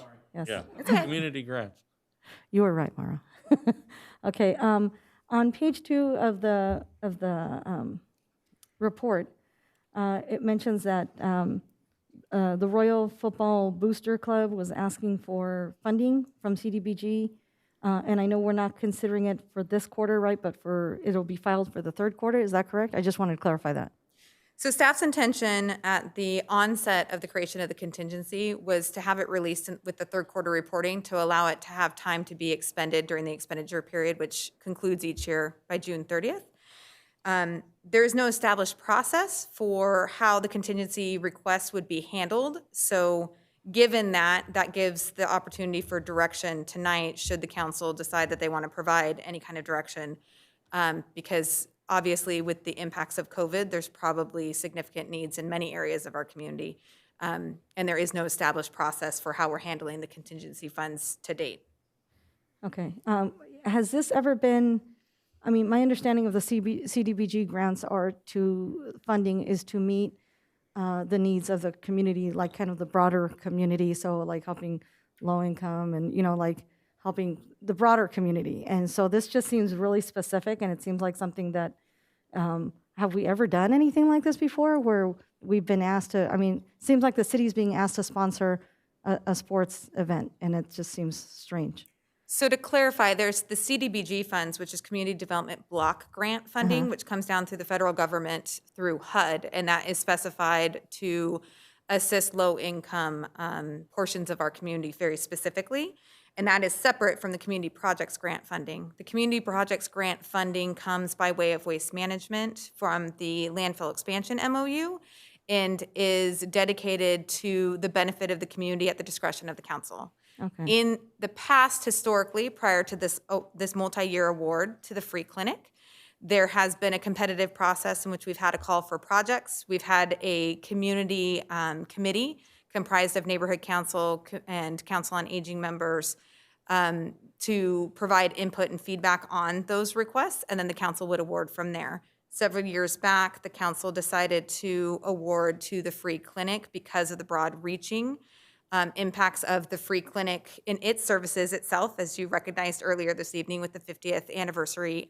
honorary resolution, as well as the multi-services center, which is inclusive of a number of nonprofits within our community. So the current award, as it stands, is not just benefiting the free clinic, it's actually benefiting all of the other nonprofits that eventually will settle into that building.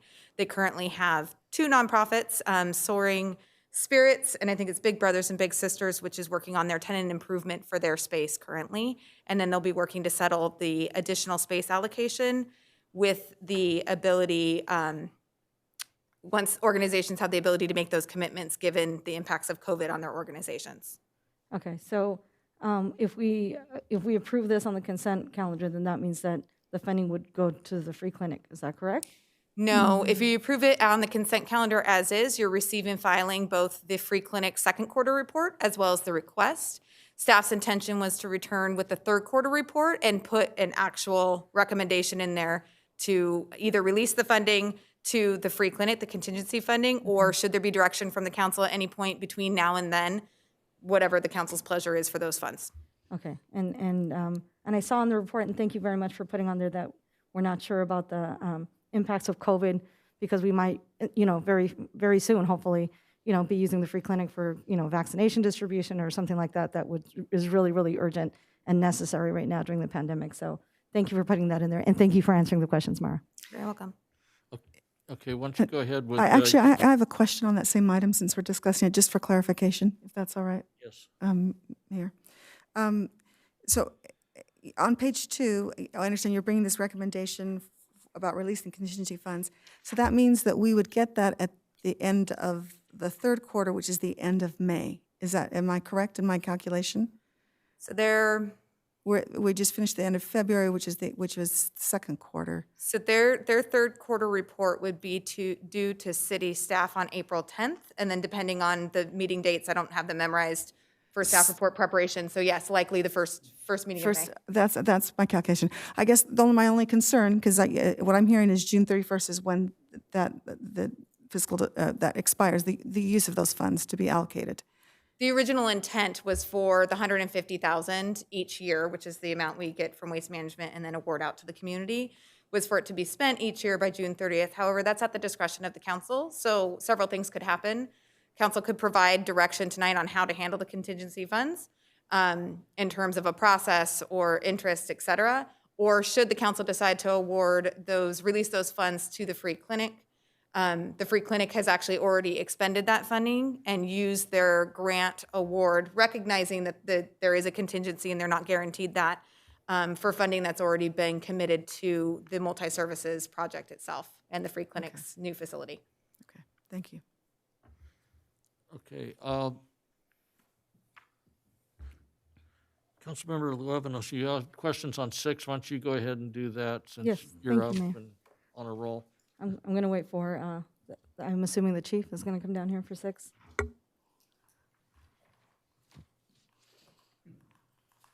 Yes. I saw that there was a washer and dryer here in the items, the unclaimed property. And then I was like, what would the police department need a washer and dryer for? Lots of uniforms, And then I saw right? that it said, for service, to service soiled rags, jail clothing, and the like. So I'm a little confused because I thought we didn't really use our jail, like it's more like holding for like several hours, so. Well, we don't use the jail to keep anybody there like overnight because it's a temporary holding facility, correct? But we do have to provide clothing for people that do come in temporarily. So that's what it would be used for. So. Okay, so yeah, I was just It's not concerned. like we're keeping them overnight, but it's just, again, we have under the health and safety code, we have to provide, clean clothing and things like that. So this is just going to help us to make sure that the jail outfits that we have are going to be serviceable and kept in good shape. Does the police department currently have a washer and dryer or no? No, we do not. Okay, Believe so it or this not. is- So because okay. we No, I was just mostly curious. use dry cleaning. So Okay. So might save us some money as a city. yes, Okay. that's the whole goal. My other concern was I saw that there's a money counter, a credit card encoder, and a credit card embosser that's going to be used for training. So I just want to make sure that's something that's going to be like under lock and key that, only certain people will have access to Yes. that. I just wanted to make sure. Yes, that's part of our high-tech task force that we work in partnership with the Ventura County District Attorney's Office. So these are things that we can use to train detectives on how to detect fraud and things like that. So, but yeah, they'll be kept under lock and key and only accessible for training. Okay. And then I assume whoever's data is on all these cell phones and iPads will be scrubbed off so it's not accessible to anyone. Yes, definitely. Like I said, with the high-tech task force, we have the ability to do that, and it's recycling it basically so that it can be put to other purposes. So yeah, there will be nobody's personal data, and we have to ensure that we get that squared away before we take possession of it. Okay, those were my concerns. Thank you, Chief. Okay, thank you. Okay, Councilmember Litster, number 4. Thank you. Ron, thank you for just a question with regards. I understand the report well explained the benefits of this transit software. I guess my question is, what are we currently using? And I personally always hate it when we have to lease software and we don't get to own it. That it just bugs me to spend all this money to lease it, knowing that but I know that's the way the world is today. But maybe multiple questions in one. Yeah, basically, it's currently a manual system. We have a variety of data sources and a variety of data storage and programs that we have to manually go into and pull out data in order to provide these reports to the Federal Transportation Administration or the State Controller's Office.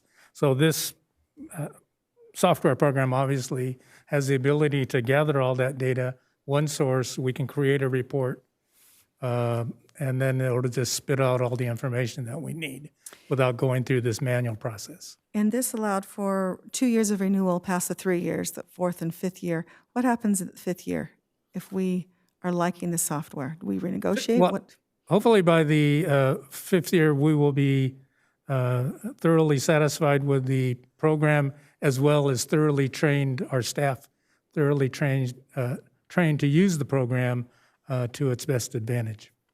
I think also, given the rapid pace of technology, there's a very good chance there's going to be new software by the end of the 5th year that would replace this. Gotcha. So we either replace or renew the contract if we love it. Correct. And Gotcha. it's also keeping up with the feds on how the data they want. They essentially kind of tell us how they want it reported. This is going to be put together. Gotcha. It'll change. Okay, thank you. Is this the same software that I learned about at the paratransit meeting that's also going to help with, I think, dispatching in a sense? It's a big package. It's just I don't know if it's the same package that you saw, but we do have a dispatching program that we just implemented, I think within the last year, that assists us in terms of assigning our vans and in better sequence and what have you. better sequence, timing. I think we just implemented also a little text system that you'll get a text when the van is getting close to your, Right. like DoorDash. Yeah. Okay, thank you. Mayor, I move to approve consent items 1 through 6. Second. Okay, we have a motion and a second for all consent items. Please vote yes for me. Call for the vote.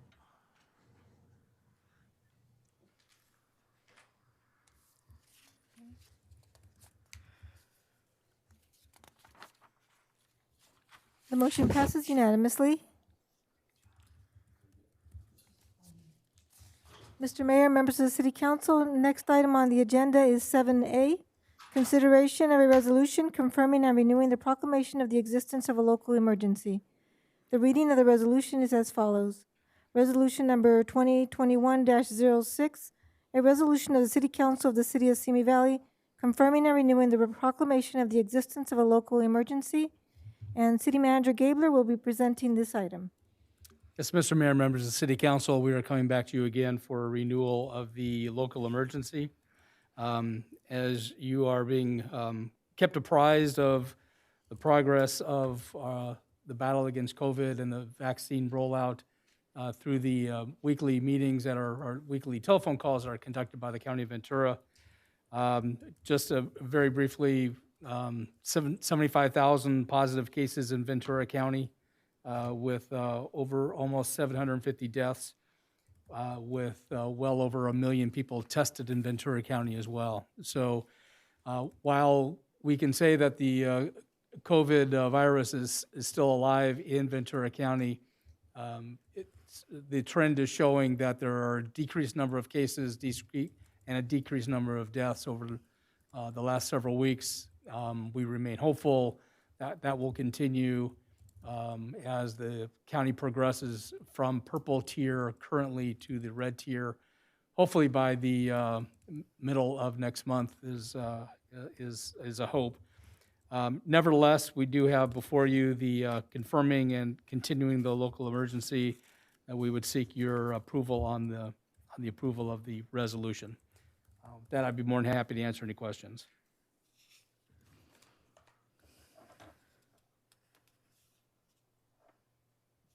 Councilmember Luevanos, you wish to speak?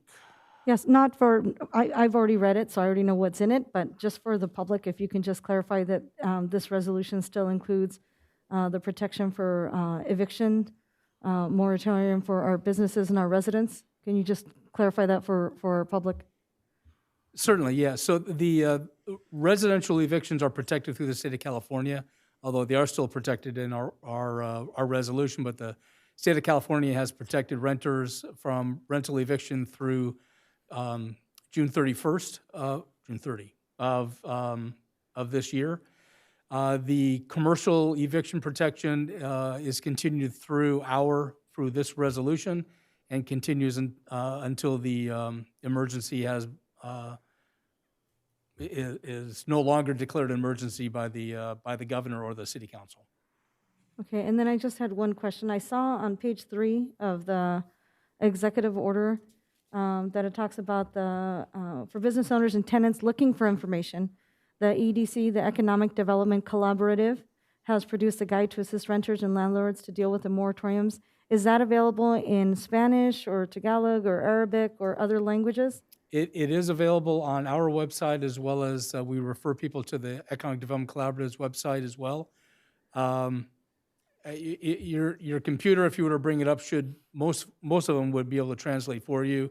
But I believe that we have requested the EDC to provide it in Spanish. I believe they have. So if they haven't, we can certainly get a hold of a copy of it. And if I can just clarify one thing, just because I think it was unclear, but Mr. Gabler, you did state that for residential evictions because of the passage of 3088, AB 3088, which is in the city's FAQ on this subject. If you go to our website, the governor withdrew the ability of the local agency to effect residential evictions. So that has ceased as of September 30th. But as Mr. Gabler stated, City Manager Gabler, commercial eviction protection does extend through these series of orders still. I was just going to add a comment, if I could. Sure. Councilmember Luevanos, if it's not in Spanish at the EDC, they will translate for you. They have quite a few people that can speak at least Spanish. I don't know about, I'm not sure about the others, but they can at least get a start on that. And that is edcollaborative.com. Okay, thank you. Is there any way we could post that on social media? Sure. Yes. I know there's Google Translate, but honestly, it's terrible. It's really, so thank you, Councilwoman Kavanaugh, for saying that, because sometimes people just want to talk to people, and I've got a lot of residents that speak Spanish that have been asking for help and support, and thank you for that resource. And I think they would rather have a phone call from a professional who knows what they're doing. Thank you. Please have people call the Economic Development Collaborative. They have an army of people now working for them and with them, consultants on all aspects of businesses. And they're working really hard over there. So, can you email that to us? edcollaborative.com, 805-384. Oh, you're too 1800. I don't even know the I phone believe is the number. No, can you just email it to us, Mr. Absolutely. Thank we you will so send that much. out. Yes. I'd appreciate that. Councilmember Litzter. I just want to follow up on the DES orders. There are 3 of them, if I understand. And what am I understanding then, based on this discussion we're just having and based on the comments that our city attorney just made, that then DES number 1 is now null and void or is ended based on this AB 308Q? Is that accurate? It would be that portion of it that provides for the city to protect residential, but all the rest of it would remain. Okay. That's what you I was trying to say if his mic had turned on. Okay, thank you. And then my second follow-up question that initially I was going to ask is just to clarify, when the DES orders expire, 2 and 3, or all of them, are they in force until the state of emergency ends, or is there a sunset clause built into them? Until the emergency is over. Gotcha. Okay. Thank you. Okay, any other questions? Any motions? Move to approve. I'm sorry, item. I had it here on my screen. I move to adopt a resolution confirming and renewing the proclamation of the existence of a local emergency. Second. Motion and second. Call for the vote. Please vote yes for me.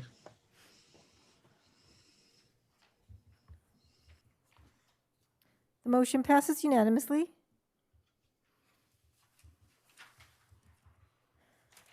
Mr. Mayor, members of the City Council, there are no items this evening for item 8, new business.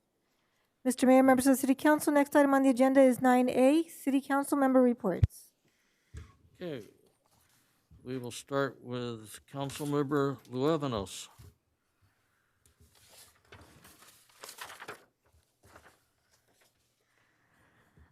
Thank you, Mayor. On Wednesday, February 10th, Council Member Litzter and I spent a very long afternoon with Ms. Habib conducting the Neighborhood Council 1 and 3 interviews.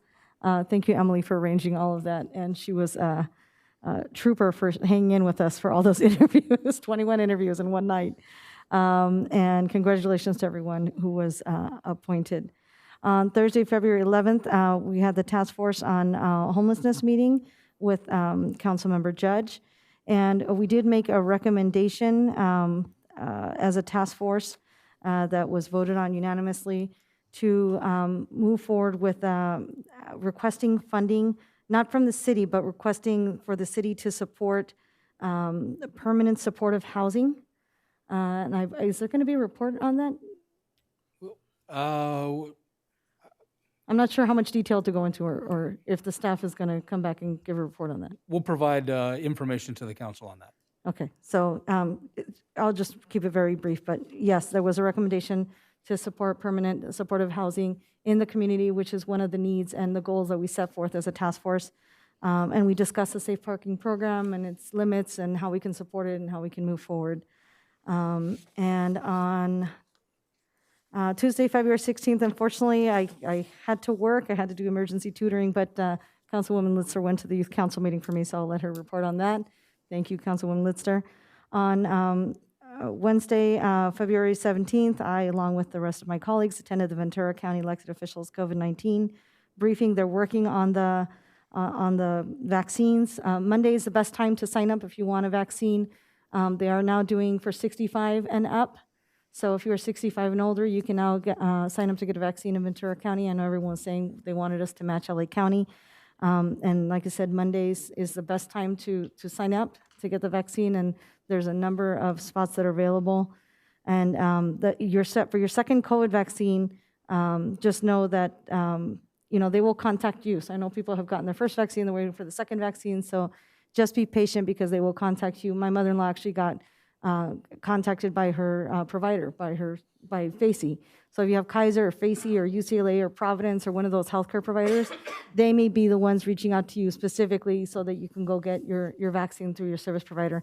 And I think that's because they want to make sure they can monitor people who are high risk or might have some severe reactions to the vaccine. So just be aware of that. And I just have to say really quickly, I love the people in the community have been helping and supporting those that want to go get a vaccine that may not have transportation.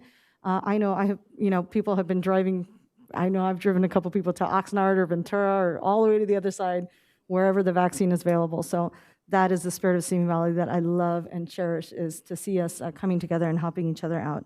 Then on Saturday, February 20th, I came here to our Simi Valley Library to film a book reading for Read Across America, and I'm not sure when that's going to come out, but I think everyone here did that. Yes, we read a book. I read a book in English and Spanish, so really excited for Read Across America Day and promoting literacy.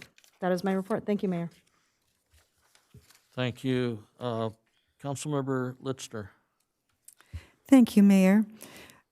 On Monday, February the 8th, I attended Council on Aging with Councilmember Mike Judge. On February the 9th, Tuesday, I attended the Economic Development Committee meeting and listened to some very interesting speakers, one of which talked about the changing landscape of downtown and the increase of working from home and what that means in terms of industrial building space, commercial building space, and what that means for our community, and it was very informative.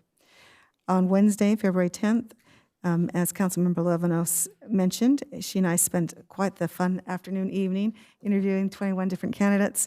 I will tell you that they all had wonderful things to offer, and we certainly had an animated discussion about all the different qualifications. And so I just want to commend those who were selected and also commend those who applied and were not selected. Certainly they're very qualified, and another time we encourage them to apply again. Just some wonderful citizens desire to be involved in the neighborhood council. On February 11th, appreciate the meeting with our city manager, Brian Gabler. Enjoyed Valentine's Day on the 14th and President's Day on the 15th. On Tuesday, February 16th, as Councilmember Levinos mentioned, I had the privilege of attending the youth council meeting. They were continuing their plans and discussions of some of the great activities that they are doing, vaping awareness campaign and the problems with it and how they're going to go forward with that. There was some discussion further about some of the summit plans. I just have to commend Kristen Tignac and her direction and leadership with that group. She truly allows the youth to speak and plan and is just a gentle guidance, but it just truly appreciate her leadership.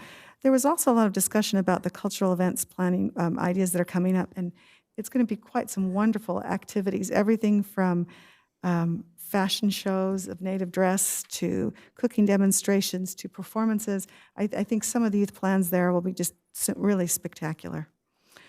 On Wednesday, February 17th, I had the opportunity to also visit the library and read a book. And thank you to Kelly Bailey and her leadership there. The exciting news, everyone, is the library is open. Okay, it's not maybe being heralded, but it's exciting that if you want to go in and grab a book, you can do so. And I know as I spoke with her about it, there was it opened this week, and there were several. She just mentioned the numbers who came in the first few days who were just so excited, a few that were almost in tears that they could once again walk into their library. So thank you, Brian and others for making that all possible. I know there's a lot of planning. I know that it does put we are the first to open in Ventura County, but as Kelly was sharing with me, 25% of libraries of the 40 that she interviewed are open. It just shows that there's some great leadership taking place, and to be able to do so in a responsible, safe manner. I just wanted to add to the comments that Councilmember Levinas made about the elected officials call. What was stated there right now is, as of the date when that was reported, had been 127,000 vaccines had been administered, and I appreciate the efforts taking place in our county to get people vaccinated. On February the 19th, I attended the Chamber of Commerce Salute to Excellence, wherein they acknowledged some of the outstanding people who've had to truly step up during this year of COVID. I just wanted to quickly go through that list. 220 Business of the Year was Light Gabler Law. 220 Business Person of the Year, Loretta Gabaya of Copy King. 2020 Strathern Lifetime Achievement, Marie Bennett. 2020 Nonprofit Organization, Seroptimus International. 2020 Community Volunteer of the Year, Karen Hoyle, and 2020 Ambassador of the Year, Elizabeth Zachary. Anyway, just congratulations to all of them and all that they do. And I appreciate so much of what our community does to support and volunteer. And that completes my report. Thank you. Thank you. Councilmember Judge. Thank you, Mr. Mayor. On Tuesday, February 9th, I too attended the Zoom meeting, Economic Development Committee for the Chamber of Commerce. And I was very interested to hear all the stuff put forward by the speakers. It was a good meeting, very informative. I'm really looking forward to the work that's going to go on over at the old Bank of America building on Tapo Canyon, excuse me. On Thursday, February 11th, I too attended the Task Force on Homelessness with Councilmember Luevanos, and she covered very good what we did. That will be coming forward to the City Council for discussion in the future. On Tuesday, February 16th, I attended the last SCAG RENA appeals determination. That was the end meeting for that process, and now it'll go on to the approval by the regional council again. And so that should all be done, and the RENA numbers will come out. We already know ours. They haven't changed, and they're not going to change. I mean, unless somebody wins a lawsuit somewhere. So those are our RENA numbers for what we have for the future. On Wednesday, February 17th, I'm sorry, not Wednesday, Thursday, February 18th, I attended the VCRA board meeting, Ventura County Regional Energy Alliance meeting. Nothing that affects Simi Valley went on in the meeting. Basically, we're getting our house in order, electing the new officers for the committee, and moving on from there. On Friday, February 19th, I too attended the Salute to Excellence put on by the Chamber of Commerce, and I want to congratulate all the winners and all the honorees, not winners, they're honorees, and they well-deserved honorees that were recognized that evening. I thought it was very interesting, the Zoom meeting they did with the gift boxes they gave out. It kind of made it a little fun. It was very fun, actually. That's the end of my report. I am looking forward to the next, because I have heard good things about our numbers going down as far as COVID goes. Vaccinations are, there was a problem with the weather getting them here. So we got a little stymied in vaccinations, and that was across the state, just not in Ventura County. But I'm looking forward to our numbers coming down and moving forward. I heard a lot of good things about opening up sports, for contact sports for kids and other things. So hopefully stuff's moving in the right direction there. That's the end of my report. Thank you, Mr. Mayor. Thank you. Mayor Pro Tem Kavanaugh. Thank you, Mr. Mayor. Along with all the other council members, I did attend the Ventura County elected officials calls for the month or whichever week. We'll leave it at that. On Thursday, February 11th, we had our quarterly Ventura County Animal Services meeting. It was a very good meeting. We elected our new officers, and it was kind of unique.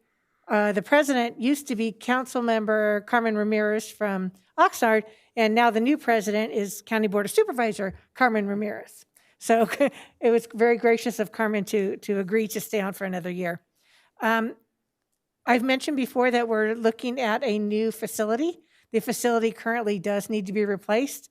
We have an architect in mind because currently we have no idea how much it's going to cost. It could be anywhere from 15 million to 25 million or less or more. We don't know. So until we actually get an architect in there and give us a design to start being able to price it out, we don't know where we're at yet.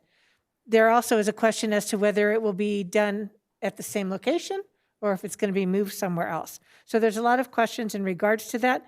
The only solid response is that we know it needs to be done. There is a brand new website and it's almost done. So hopefully we'll keep an eye out for that.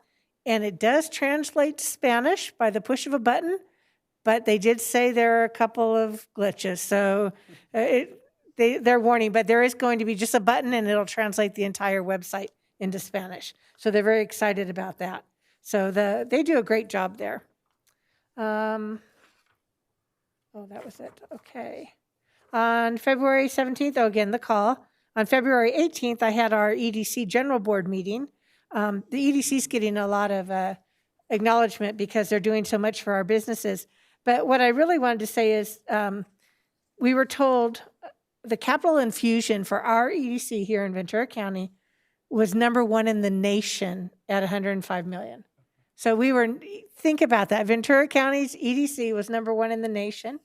Their total clients for the year that we just ended were 1,886, and the goal was 800. So they've done fantastic over that. The lending, we have $7.8 million in capital assets to lend out. Those are funds that the banks and financial companies loan to the EDC, like at 2%, and then the banks get Community Reinvestment Act because they would need that money to be loaned to new businesses and small businesses. So the EDC loans it out at a little bit higher rate to cover costs. So it's still very, very beneficial. And they do have 30 business advisors available in the different areas currently. We've added to staff there. We've added 3 full-time people and 1 part-time person. That just goes to show you how busy they are. And I think they'll continue.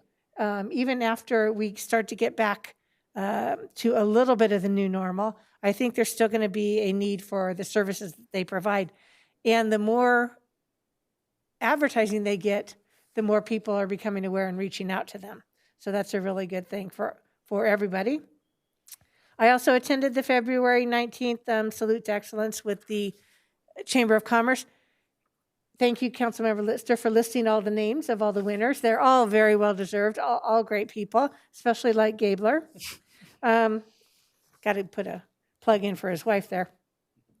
And that was one of the best ceremonies I've attended on Zoom. Councilmember Judge mentioned their gift boxes. They had different things. They had signs you could hold up, way to go. They just made it a lot of fun. They had raffles throughout the entire thing. And instead of just having the winner at their home on their own video, they had a member of the chamber board or an ambassador with them. So they would celebrate with them. So that just made it a little bit more special, especially since you had to do it remotely. So kudos to whoever designed that. They did a great job. And that's the end of my report, Mr. Mayor. Thank you. Let's see. First of all, I want to start by giving a shout out to the Free Clinic for their 50 years of service in this community. And I encourage each of you, if you haven't already done it, to go visit the clinic, get a tour of it. You will be impressed. I also want to give a shout out to Adventist Health. I was able to get my vaccination there, and it was neat, orderly, professional, quick, and it didn't hurt. So I thought that was awesome. On Tuesday, February 9th, I attended the Economic Development Committee meeting with the Chamber. We did talk a lot about the collaborative and getting that information out to the business community. That afternoon, I had a Zoom meeting with Congressman Mike Garcia, and we discussed items that would be federally where the feds could help Simi Valley, and staff had prepared a list, and it was a short list, but it was a realistic list of items to give to the congressman in hopes that somehow we can get the feds to support us. Go further. I too did Read Across America, made the video.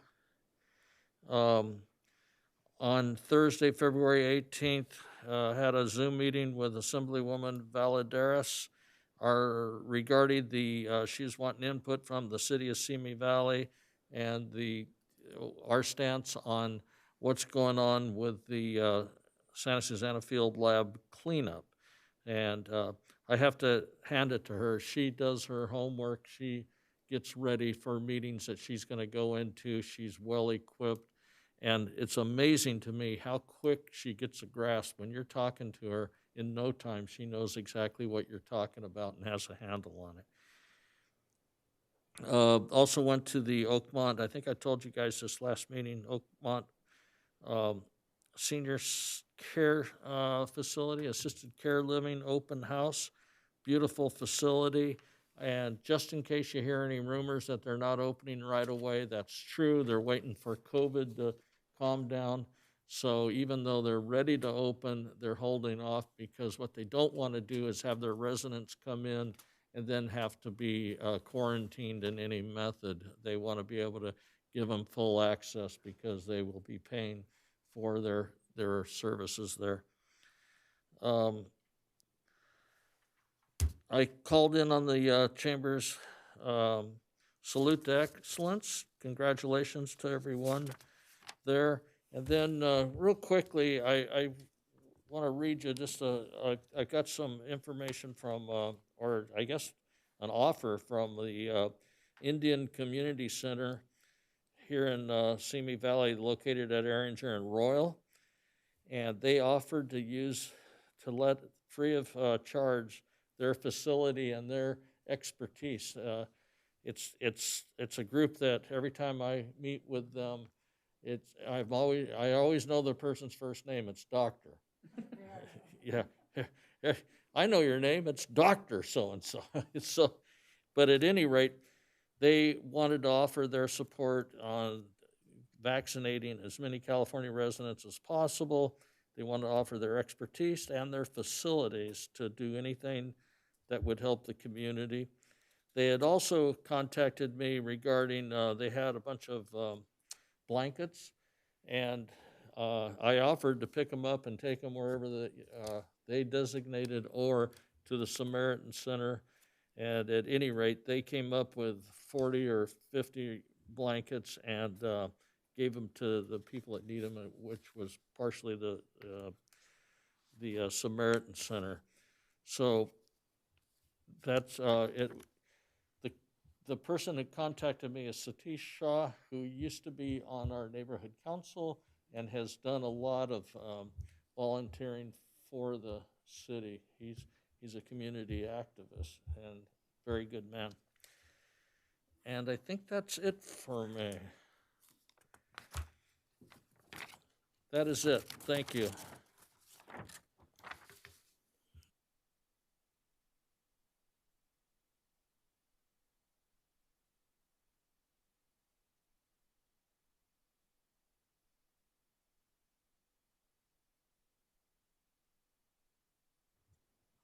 Request for future council agenda items.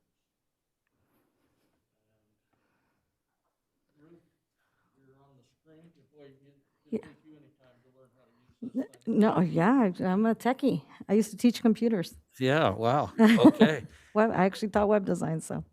I have 3 requests. One, I just want to make sure we get it in a timely manner. A request for the homelessness task force goals to be adopted with regard to permanent supportive housing funding support. I'd like that to happen before, if possible, before the next round of funding is done for Ventura County, because it seems like we already have a venue and a funding source and a provider. So all we need to do as a city council is discuss it and approve it if that's the direction we want to go in. So I'd like that to happen so we don't run out we don't lose out on the opportunity for that funding source. So that's my first request. City manager, okay? My second request is with regard to public comments that were made requesting Spanish and ASL, American Sign Language translation, for all city meetings. I know I had asked a couple years ago for Spanish translation. We did for a couple meetings, but I don't know why we don't have that anymore. We have this beautiful, wonderful technology now. So it seems like via Zoom, at least, we would be able to have, Spanish subtitles and, ASL translation on screen. That's what a lot of a lot of Zoom meetings are having. So I'd like to know if there's a way that we can engage more of our hard of hearing community and our Spanish-speaking community. I'll second that to go on the agenda. I think that's worth looking at the cost versus everything else. And Northridge is a big ASL school, so it might be very beneficial. Thank you. And my last request is to reflect on the policy with regard to identifying assailants by race and ethnicity in the community. I was extremely concerned when I saw identification by race, because the identification very much fit the description of my own son, and I was very concerned for his safety as a Latino who likes to wear a hoodie, which probably describes about a third of the Latino teenagers in the city. So I want to know what that policy is. I want us to be true to being anti-racist and looking at what that policy is, and either that we don't identify assailants by race but by physical characteristics, saying they're this high and they're wearing this red sweatshirt, or just not interfering with investigations, but making sure that we are being anti-racist and true to dismantling systems of white supremacy. We can put a memo to your boxes on what the current policy is, our current position.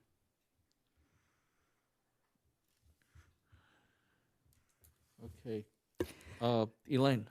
I wondered if the council might be willing to join with me in writing a letter to Caltrans advocating for some kind of netting or safety, something on the 23 as it goes around the corner that is often referred to as Suicide Bridge. I had a friend who tragically lost her son to suicide just 2 months ago, and she's brought to the forefront the numbers that of our community and elsewhere that have ended their life tragically on that bridge. And I think that there is innovative ways that the Department of Transportation could stop that, but I think it takes a little bit of synergy and energy on our part to really advocate for some kind of a solution and action. Because I know they can't put fencing up because of visibility, but if there's something else, there's netting. There are other do, things yeah. that can be done. In fact, there's some things that are being done on a bridge in Pasadena, et cetera, that I just think it's worthy of exploring. We can put a letter together for the mayor's signature on behalf of the council if that's something you're interested in. You also want to talk with the city of Moore Park, because I know they've had some concerns about the bridge too being. And I know that there's a former council member who in Moore Park who's taking up the cause. Yeah, so we can coordinate that effort with them as well. You wouldn't be able to do it on behalf of the whole council unless you actually voted on it. Yes. Well, yeah, I misspoke. Well, with regard to that issue, I had asked previously for a mental health task force that I've yet to get a second on that I think would address that issue. We have an item coming back the end of March on that. On the mental health task force? Yeah, either end of March or 1st of April, yes. Thank you very much. So do we need a second on Elaine? I think we've got an idea of what you're looking for. I can't imagine anybody would be opposed to it, so let's let staff put together a letter. I would appreciate that if we could do that. Certainly. Thank you. Thank you. Okay. Okay. Ruth, you're up on the machine. Are you? Oh, no, I don't know how to undo. I probably didn't. Okay. Okay, it said in queue, but I took it off. Okay, don't confuse me, okay? Okay, that's it. I have good news tonight when we adjourn. I don't have anybody to adjourn in memory of, and that's a good thing. So we'll adjourn with a salute to this fine community and all the residents that live here. And that's it for tonight's meeting. Actually, Mayor, I want to thank whoever is flying the flag at half-staff in honor of the 500,000 Americans that have died from COVID. Thank you very much for that. Very good. Very good. Okay, that's it. Meeting's adjourned.